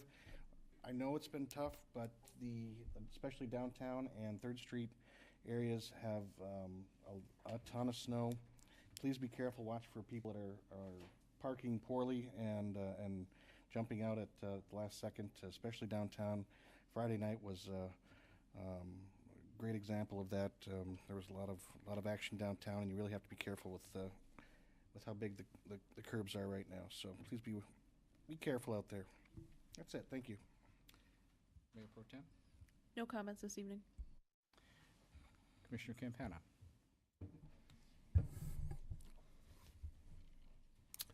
Okay. I will never complain about the snow plowing that goes on in the city. I commend Public Works. I'll put up with the plowed-in driveway as long as the roads are clear. I don't see why anyone would go against that. Most important, we have clean, plowed roads. The LDC was a big passage tonight. It was very important that we did that. We've had a lot of discussion on it. I was on the ad hoc committee. One of the problems that we were stuck on was the fence ordinance. To keep it short, I would recommend to everybody, and please pass this on to others, if you're going to deal with a fence on your property or your neighbor's going to put a fence in, please first check with the planning department before you go ahead. because people think they can just willy-nilly put up a fence, and you really can't do that. Even if you're replacing it, it's best to check with the planning department. It avoids a whole lot of trouble. City taxes are due the 14th. Happy Valentine's Day. I'll take one last stab at the marijuana establishment problem because I heard the words tonight: paranoid, fear, rash, brash. I feel like perhaps they're, directed at me or the commission, and none of that is true. We are not worried about it. We're not scared about it. And the 62%, that has nothing to do with what we're discussing. That has to do with, can you possess it and grow it and possess it? And you can, and we understand that, and we're all for it. I won't tell you what we were doing in the 70s, but it's been on for a long time, and you are able to do it. What we are describing tonight is protection for the city. The legal liability has nothing to do with the 62% vote. So that's it. Thank you. I agree with Commissioner Campana. LDC was a lot of work. I sat on a park committee, Justice up part of that, and it's just a lot of things would be good for the city, and the ad hoc committee did good. The planning commission busted their butt. The city busted their butt. Everything was great. They did a great job. It would be great. As far as snow removal, the city busted their butt getting snow done. I mean, we've all had these big snow days, and the city takes care of all the main roads. Yes, some of the side streets don't get plowed, but the city does a great job plowing all the roads and take care of everything. It's just that city also does a good job of, running the little tractor up down sidewalks. I suggest people use the sidewalk. If it's plowed, if it's not plowed, I understand. But how many times I drove out of town one day and I drove to Bothwell and almost ran over 2 people walking on the road at night. I just think people should. I mean, Bothell doesn't have sidewalks. I know the road, South Marquette, the area doesn't have sidewalks. I understand that, but if you're gonna walk on the road, just please do it during daylight hours because it's hard to see at night. As you can see a car, you should know this. You can see a car coming when you're walking, no problem. People in the car can't see that well, so I understand that. As far as the marijuana stuff, we'll see what happens next public thing. But again, this goes back to just where you can sell it and if you can manufacture it. I mean, there's nothing against you want to grow it at your house and use it, medical marijuana, wherever you do it, that's fine. We're not against that. That's the state said you can do it. You can do it all you want. It's about where you can a place that sets up shop and does it. I mean, there's laws in place. When the laws get done, I said 2 years because I don't know how long it's going to take. I was on an ad hoc committee for a playground. That was 8 years ago. It's finally getting done. I mean, so we don't know how long it takes to do. If it's going to do it right away or right, we don't know. So when it comes time to that, we'll go back at it and adjust it. Things and the taxes said it's money maker for the city. I don't really know how it's a money maker for the city, other than a building for property taxes. But all the taxes from the selling of product, according to the city attorney, goes to the state. So yes, state will do something with it, but there's no guarantee what the state's going to do with it. Once everything gets done, and people just think I agree with, yes, you can walk across from high school and go to the gas station and grab beer. That's fine. But there's rules in place. Then you have to be 18, you have to be 21 or over, and they check your ID and all that stuff. So there's laws for that. I mean, our stuff, we'll figure that out. But we want to figure that out too, and we have to get that figured out and see how it goes, and then everything goes. And I think our mayor does a great job of the meeting. I'd like to say to anybody else, just step up and try and run our meetings as well as he does. So I voted in favor of having the public hearing out of good faith that we will work together on this. And I commit as the elected public representative, to be the bridge between city staff and the community. That, I think, is my role in this. And I encourage community members to please contact me so that we can get this conversation going. I don't know what that's going to look like, but I think it's vital to continue the conversation. And that's why I voted in favor of the hearing. I do not know what I'm going to vote next time, but we got to continue the conversation. And it is critical that it be a community conversation. I have a couple of other things. There are 2 work sessions coming up. One is, in fact, day after tomorrow, here in this building downstairs at 5 o'clock to talk about plans for Lower Harbor. There is opportunity through the state to create a new facility, recreation facility down in the harbor. We're going to talk about that on February 13th at 5 o'clock. There's also a meeting coming up on February 28th to talk about Lakeshore Boulevard, and that's going to be here in the basement as well. And it's those work sessions are those opportunities where we can talk. No decisions are made, but we talk about what we want to see happen and what possible plans are.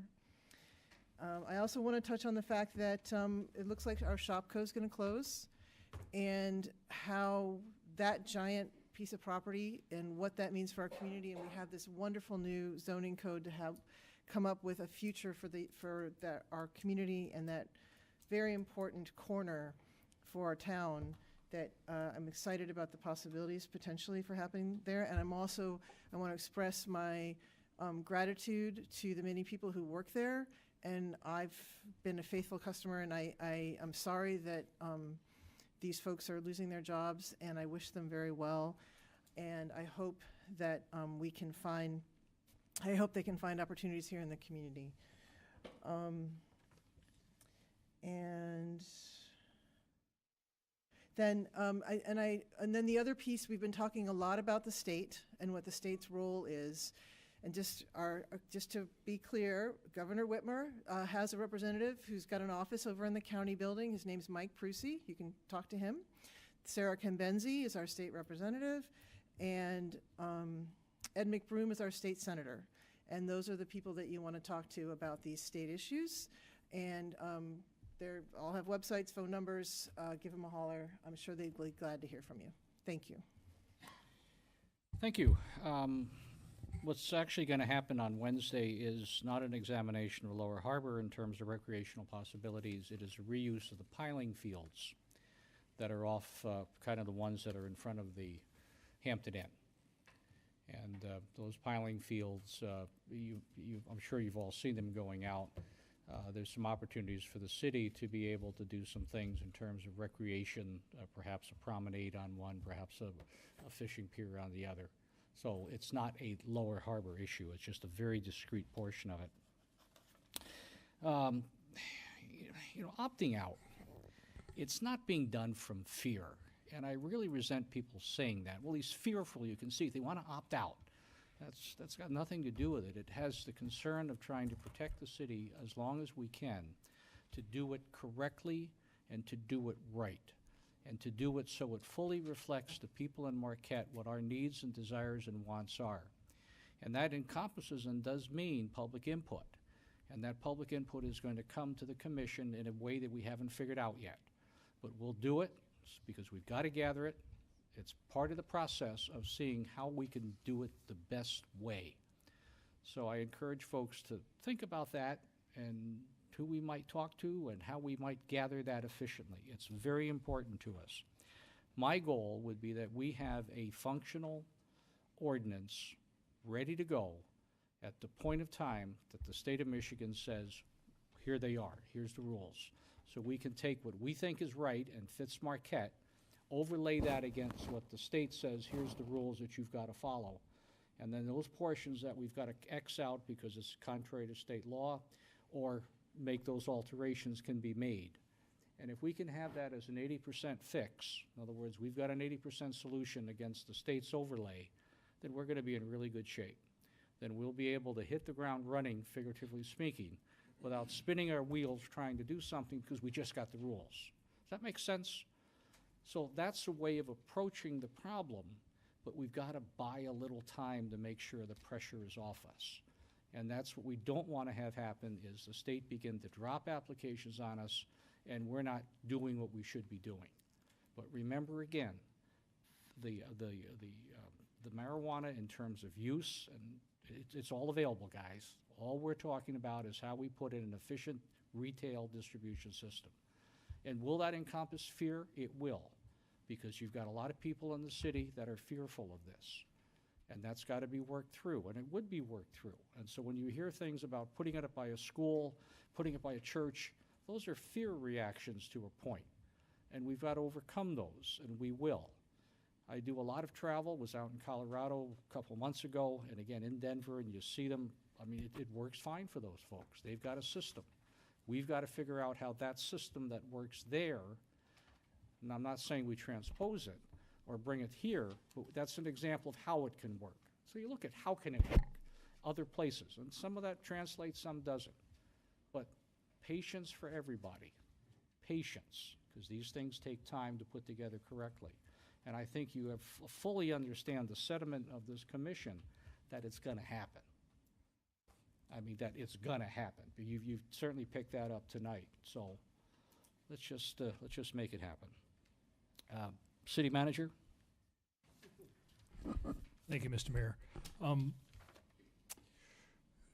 Just to add one more comment about the the marijuana issue, and I'll move on. The ordinance that the city attorney has written out to opt out actually contains a section for the city commission to reconsider opting in at a certain point. And I would also stress that if the commission so chooses to opt out, that the motion also would include some language that would direct staff to bring it back at a certain time or in a certain time frame for reconsideration. So that would alleviate some of the anxiety or issue with it not coming back in the future. Moving on, open office hours for myself this Wednesday, the 13th, Peter White Public Library, 10 o'clock a.m. To comment on the snow plowing, the same crews that do the plowing do the bank cutting. So we can either be bank cutting or we can be plowing. And what had happened last week, we started with our bank cutting, and we are on a 24-hour schedule now with our plows when it started to snow again, so the bank cutting had to stop. And then we started plowing, and then we go back and do some of the banks and do some plowing. So if we get that annual thaw, January, February thaw, we'll get back to bank cutting 100%. But it is a priority for us right now, but so are keeping the roads clean when it snows. So we are keeping on it. And lastly, I was reminded by the director of the DDA that to remind everybody that the UP 200 is this weekend. And I have somewhat of a schedule here. We have the UP 200 Midnight Run Friday night, back on Sunday. Kitty Mutt Saturday at 11 in the Commons area. It's a little Kitty Mutt race. And that, it's a pretty busy weekend. And also, there's no parking in the, I believe it's the 100, maybe 200 block of Washington Street, as they have the start for the race there. So if you're new to the area or you think you want to park downtown to watch this event, you can't do that. Fair warning. And one last comment on the marijuana, that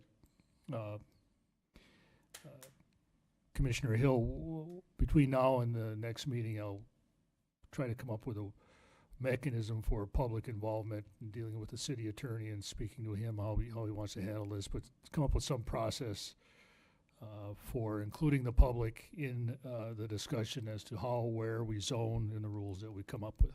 So that's all I have. Thank you. We stand adjourned.